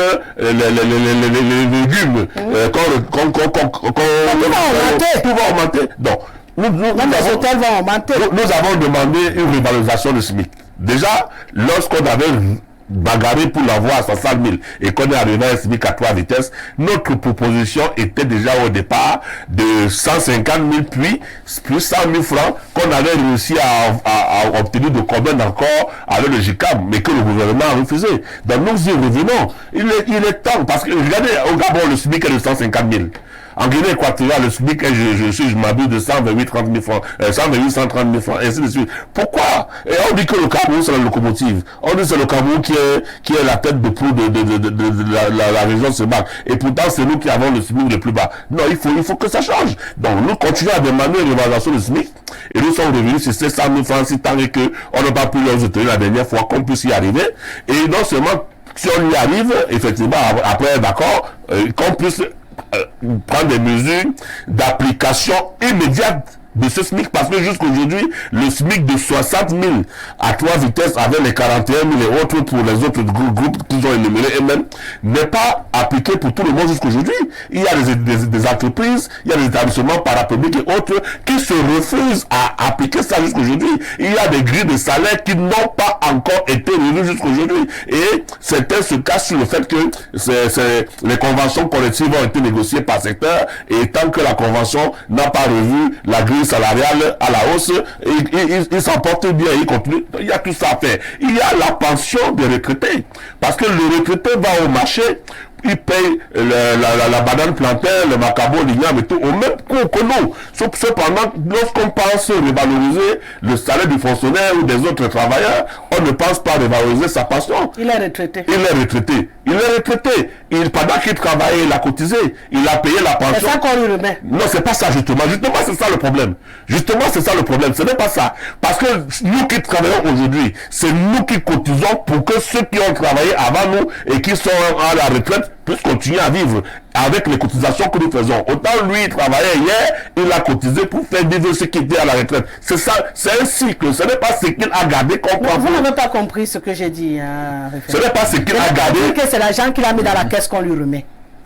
Alors, j'ai dit que c'est ça qu'on lui donne. Vous avez compris ce que je veux dire que c'est le pourcentage qui correspond à ce qu'il donnait au temps qu'on est en train de lui donner. Ça veut dire qu'on ne va pas changer, parce que ceux qui travaillent aujourd'hui ont plus que ce qu'il avait quand même. Non, lorsque c'est réévalué pour tout le monde. Et aujourd'hui, s'il te plaît, je me permets de te le dire également, il y a un décret qui avait été pris pour cette circonstance-là. Un décret qui stipule clairement que lorsqu'il y a révalorisation des pensions, allocation de la CNPS, ça doit pouvoir avoir une répercussion. C'est-à-dire que si on change par exemple la valeur de l'allocation familiale, comme on l'a changé dernièrement, et qu'on veut encore changer cette fois-ci parce que c'est toujours insuffisant, il faut que ça puisse avoir une répercussion immédiate sur les fonctionnaires. On a fait un déplafonnement des pensions sur les fonctionnaires, sur les retraités, je veux dire. On on a fait un déplafonnement des pensions de certains au cadre en activité qui sont devenus en fonction. Est-ce que vous savez que par le temps, avec l'ancienne réglementation, il y a des gens qui gagnaient les millions, pour ne pas dire simplement 800 000 millions et un peu plus, et qui se sont retrouvés en retraite avec une barre maximale peut-être de 300 000 francs et qui ne s'en sortent pas avec ça alors qu'ils avaient 3 millions et autres. Alors, le déplafonnement a permis que ceux qui partent en retraite aujourd'hui, comme c'est déplafonné, ils se retrouvent avec plus. Ils se retrouvent avec 500 000, 600 000. Mais sauf que le décret qui avait été pris et qui tarde à être appliqué également demande que cette valeur-là soit appliquée également à ceux qui étaient déjà une question. pensionnés. Les décrets-là ont besoin d'application. Justement, c'est le ça que je demande. Ce sont les gouvernants qui doivent appliquer les lois qui ont été adoptées. C'est une information respirant. Oui. C'est une information pour les téléspectateurs. Je demande que les décrets là, parce qu'on a toute notre affaire ici là que ça attend les tests d'application. Je demande, les décrets que vous défendez beaucoup là, est-ce qu'il y a les tests d'application que ça attend? Ce n'est pas une loi. Ouais, Non, je réponds non. Non, pas besoin. Je réponds non. Donc, ça n'a pas de test d'application. Ça n'attend pas un test d'application. C'est d'application immédiate. Donc, dans le papier là, quand on a écrit, on a dit application immédiate. D'accord. C'est seulement une précision que c'est d'application immédiate. Comment vous sentez menacé? Non, c'est un peu comme le SMIC qui a été réévalué à 60 000 en février, mars 2023. On a dit application immédiate. Pourtant, vous êtes en train de lutter. Il y a jusqu'aujourd'hui des entreprises qui n'appliquent pas. Et que fait le gouvernement pour c'est eux qui ont la force coercitive, nous on n'en a pas. Donc que fait le gouvernement pour contraindre, pour amener cela à appliquer, puisque le gouvernement lui-même a dit d'application immédiate. Mais cependant, il constate avec nous que l'application immédiate n'est pas effective. Elle n'est même pas prise en compte du tout. Et il ne faut rien. C'est ça une fois de plus le justice sociale. J'aime la chute. Majesté. Oui. Le révérend dit que, moi j'aime souvent dire ça terre à terre. Il dit que on a augmenté le carburant. On est en train de chercher des solutions pour les transporteurs, en attendant même les décisions qu'on avait d'abord prises. Lorsqu'on avait fait la première augmentation, on avait dit qu'on devait mettre, c'était combien la fois là? 4,5% d'abord d'argent. Oui. Après, on avait dit qu'on a augmenté le SMIC, donc on est monté à 60 000, 45 000 et 42 000, quelque chose, 43 000. 41 000, quelque chose. Voilà. Jusqu'ici, on n'a pas encore augmenté ça. Donc, les gens sont encore en train de chercher les solutions de la dernière augmentation du carburant. On a encore augmenté le carburant, on a encore annoncé 5%, 4% qu'on espère arrivera un jour. Et entre-temps, on est quand même déjà en train de vouloir encore, parce que les transporteurs avaient d'abord déjà eu leur augmentation. Déjà, immédiatement, ils ont commencé à appliquer. On est encore en train de vouloir augmenter à leur niveau. Pourquoi on applique entre-temps tous ceux qui prennent dans les transports là? Et ils sont encore en train de chercher des solutions qui datent de la date de la première augmentation. Tout à l'heure, vous essayez d'expliquer qu'on devrait comprendre qu'on est des taximans, vous, à la place des autres citoyens camerounais. Vous comprenez qu'on doit accepter encore cette augmentation de 50% aussi simplement quand les gens sont encore en train d'attendre les propositions données pour allègement depuis la dernière augmentation sans suite. Mais les taximans, les transporteurs, eux, ils sont toujours à l'aise. Dès qu'ils font un peu leur faux chantage là, de grève, on appelle, on donne le sac d'argent, terminé, ils ont 50 francs de plus. Les autres Camerounais, moi-même, je vais devenir taxi-woman. Oui, disons que c'est des problèmes de contingence de politique économique au Cameroun. C'est des problèmes de complexité économique, mais c'est des problèmes qui peuvent se résoudre par un patronat sérieux, un mouvement syndical sérieux également, et un gouvernement qui doit être appliqué, n'est-ce pas, les mesures, les décrets, les lois qui sont prises. Pourquoi? Je m'explique. Justement, j'attends l'explication. Vous avez vu comment je vous regarde. J'ai dit un patronat. Jusqu'ici, le patronat est sérieux, hein, parce qu'ils avaient demandé 100 000 et c'est le gouvernement qui a refusé. Le patronat n'est pas sérieux parce que le patronat, il l'a dit, ne paye pas normalement, n'est-ce pas, le SMIC. Ça, c'est pas sérieux. Le même patronat qui avait demandé ça, ce n'est pas du tout sérieux. Vous comprenez un peu? Et tout commence par là. Il faudrait que le patronat qui s'est uniformisé ou qui est devenu un seul patronat accepte, n'est-ce pas, mettre en application une décision qui concerne les Camerounais, qui est entrée en application depuis, en attendant d'autres nouvelles décisions. C'est très important que le patronat respecte les mesures qui ont été prises par le gouvernement et par le reste des Camerounais. Vous comprenez un peu. Maintenant, le mouvement syndical doit s'accrocher, n'est-ce pas, aux modulations et à ce qui a été augmenté. Le mouvement syndical doit faire respecter, n'est-ce pas, les mesures qui sont prises par le gouvernement en faisant quoi? Ce qu'ils ont de plus important, le droit de grève.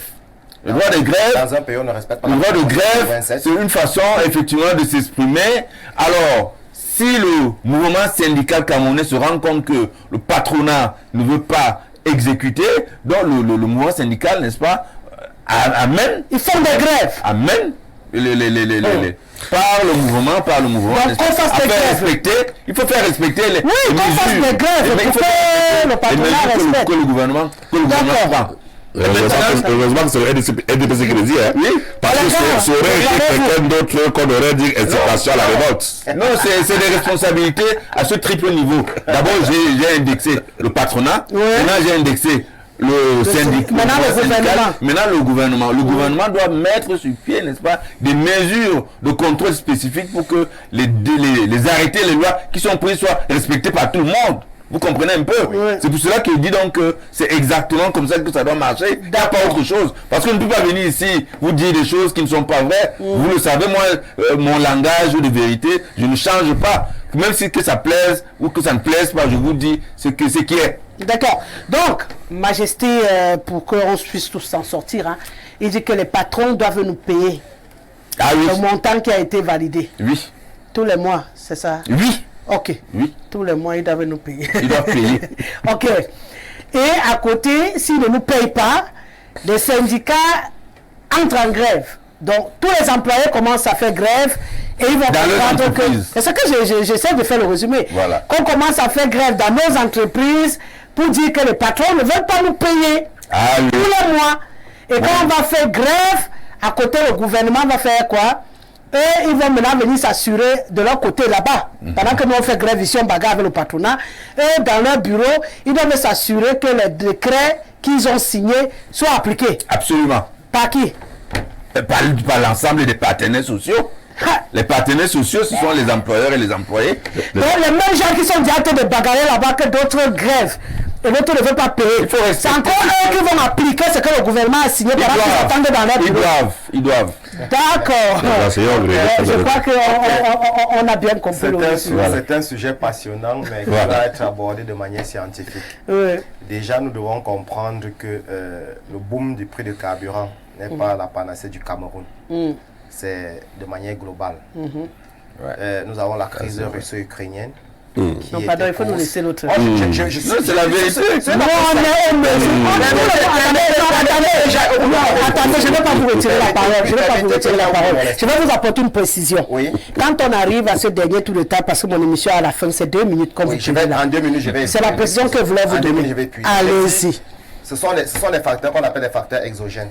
Mais maintenant, les facteurs endogènes. Ici au Cameroun, nous savons qu'il y a eu beaucoup de problèmes sur le plan économique. C'est ça qui a... Comme quoi? C'est un ensemble. Il y a eu des problèmes. En 2 minutes, je ne peux pas étayer ça. Mais tu dis quand même. Ça nous a poussé vers l'augmentation des prix du carburant. Nous sommes d'accord que c'est normal qu'on augmente le prix du carburant. Nous ne sommes pas d'accord. J'ai dit d'abord... Vous comprenez le problème. En fait, je comprends. Voilà, c'est mieux. Mais maintenant, où je ne suis pas d'accord, c'est que le gouvernement n'est pas cohérent dans sa manière de travailler. Je m'explique. Lorsque on veut prendre des mesures, ce ne sont pas des décisions ipso facto, ce sont des prévisions. C'est pourquoi je voulais aller d'où le problème est parti. Donc, on connaît déjà que, vu cette situation, on va arriver à tel point. La gouvernance, c'est la prévision. Mais nous nous retrouvons aujourd'hui avec des augmentations sans les mesures d'accompagnement. Pourquoi? Parce que les gouvernants, ils s'en foutent de la population. Ils ne prennent pas en compte les désirata de la population. Tout à l'heure, on parlait des syndicats. On ne respecte pas le droit du syndicat au Cameroun. Il n'y a aucune loi qui couvre les syndicalistes au Cameroun, vous le savez. Ça veut dire que il n'y a pas de loi au Cameroun appliquée qui couvre le syndicaliste. La convention 87 a été ratifiée par le gouvernement du Cameroun. Mais on ne respecte pas. Il va falloir toujours passer par les moyens de force. Pouvez-vous prendre pour preuve dans le secteur de l'éducation aujourd'hui? Les enseignants sont matraqués. Pourtant, ils ont exprimé leur droit de grève, qui est un droit absolu. Que pour le NDP consacré par la Constitution, qui n'a pas été résolu. Aujourd'hui, on parle des augmentations et autres patati patata. Est-ce qu'on a pris la mesure entre l'augmentation du prix du carburant et ce qui devrait être dans le panier de la ménagère? Conséquence, l'impact. Il y aura la population qui est mécontente. On va voir tous les problèmes qu'on a aujourd'hui des taximans, comme il a dit tantôt tout à l'heure le révérend, qui aujourd'hui j'ai séparé une bagarre dans un taxi, où tout à l'heure quand je venais à l'émission, où le taximan a dit c'est 350, on a déjà décidé. Il a demandé au taximan, tu as suivi ça où? Il dit qu'il a entendu à la radio. Il a dit que mais tiens, il n'y a encore aucun arrêté, aucun décret qui décide de l'augmentation du prix du camion. Jusqu'à présent, c'est l'ancien prix qui s'applique. Il a fallu cette intervention pour qu'il puisse rembourser les 50 francs à ce monsieur qui était prêt à découdre avec lui. Donc imaginez aujourd'hui, parce que les Camerounais sont misérables. Au point il veut bagarrer pour son 50 francs. Oui, c'est ce que je dis. Il peut bagarrer. Donc vous pouvez un peu comprendre l'impact social que ça. Ne parlons plus du panier de la ménagère. Aujourd'hui, si tu donnes 3 000 francs à ta femme, 4 000 francs, tu vas manger du riz chaque jour. Et je te rappelle, dans ce riz, il n'y aura rien. Ou le couscous. Ouais, même le couscous est devenu plus cher parce que le maïs est très coûteux sur le marché actuellement. Donc, mais ça peut faire ce sont les déchets de riz que nous mangeons d'ailleurs. On appelle ça riz cassé.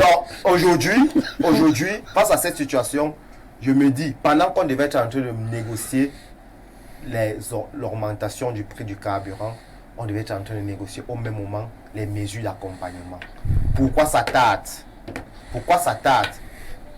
On a parlé, vous parlez tout à l'heure qu'on a augmenté l'allocation familiale. Je pense que c'était pendant Covid, de passer de 2800 à 4500. Ça n'a jamais été appliqué. Démontrez-moi le contraire si ça a été appliqué. Ça n'a jamais été appliqué. Ça n'a jamais été appliqué. Ça n'a jamais été appliqué. Les fonctionnaires ont... Donnez-moi un bulletin de solde où quelqu'un a perçu les 4500 francs. Moi, j'ai perçu ça. Vous? Oui. Ah, peut-être parce que vous êtes du RDPC. Non, pas du tout. Je vous dis donc, je n'ai jamais perçu. C'est très grave ce que vous dites. J'assume mes propos. Peut-être que vous n'avez pas fait la procédure normale. La procédure, il y a tous ceux qui ont... Ça devrait être... Il n'y a que vous seuls qui n'avez pas perçu ça. Non, j'ai pas ça. Tous ceux qui ont des enfants... Après l'émission. Tous ceux qui ont des enfants... Après l'émission. Un bulletin de solde. Je vous dis, après l'émission. Après l'émission, on est faux. Je crois qu'il ne faut pas faire des affirmations n'importe quoi. J'affirme ce que je dis. Chez vous alors, je suis sûr que vous n'avez pas respecté la procédure de l'allocation familiale. Tous les autres Camerounais en profitent. Tout à l'heure, à la fin de l'émission. Tout à l'heure, à la fin de l'émission. La CEPS perd l'allocation par enfant. La CEPS perd l'allocation. On ne parle pas de la injustice sociale. Parce que là, vous défendez pas le fonctionnaire. Vous défendez pas le fonctionnaire à une allocation à 4500. On parle de la société. Donc vous ne dites pas la vérité. Qu'est-ce qui gère la vérité? Qu'est-ce qui gère l'allocation? Quel est l'organe qui gère l'allocation familiale au Cameroun? Vous ne pouvez pas venir sur le plan. Quel est l'organe qui gère l'allocation familiale? Ça n'existe pas. Quel est l'organe qui gère l'allocation familiale? Regardez-moi quand vous répondez. L'allocation Quel est l'organe qui gère l'allocation familiale au Cameroun? Ne mélangeons pas les Quel est l'organe qui gère l'allocation familiale? On ne doit pas avoir une mesure à deux vitesses. Les autres fonctionnaires ont les allocations familiales. Les fonctionnaires sont les seuls au Cameroun. De 4500. Les fonctionnaires sont les seuls.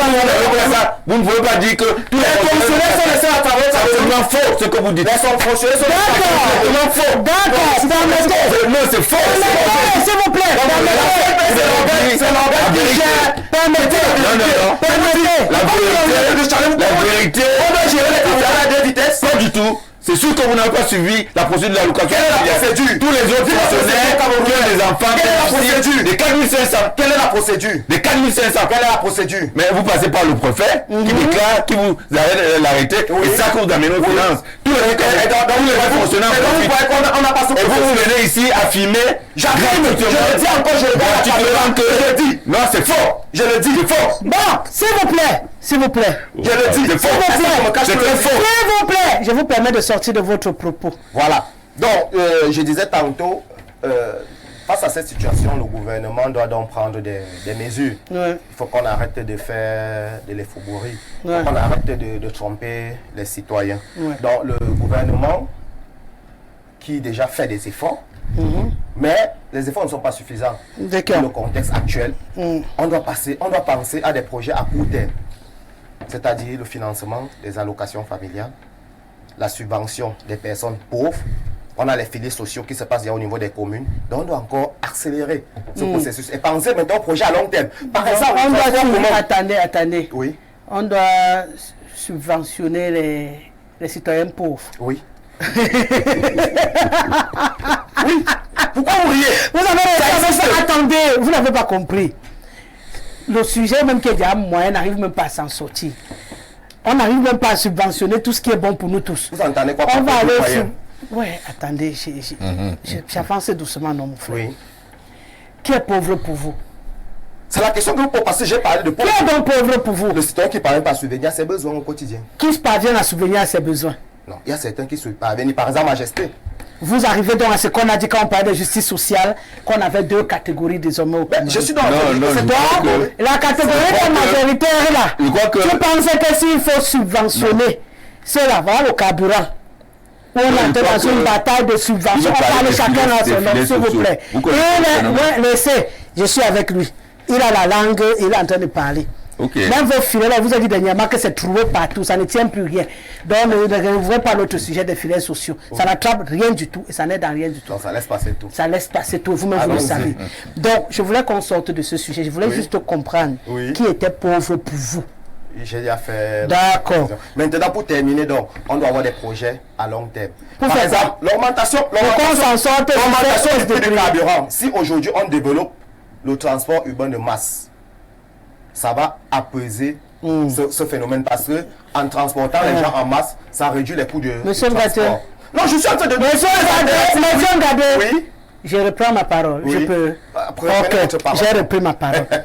Parce que nous on cherche des solutions parce qu'on est à la porte du gouffre. Tu nous parles de long terme des bus qu'on doit encore aller chercher. Tous ceux qui sont garés partout, on n'était pas allés chercher. Rose, ne perdez pas le temps à mes téléspectateurs en promesse qu'ils n'arriveraient pas. Non, Nous sommes- on a eu le transport urbain au Cameroun. Monsieur Ngadé. On s'adresse aussi à ces dirigeants. Monsieur Ngadé, ils ont déjà même essayé le transport interurbain. On a eu le bus au Catus, tout ça. Ça n'a rien donné. Donc, on ne peut pas nous reproposer la même chose. Ça ne va pas donner. Il faut qu'on arrive seulement Ça au va pas Transway.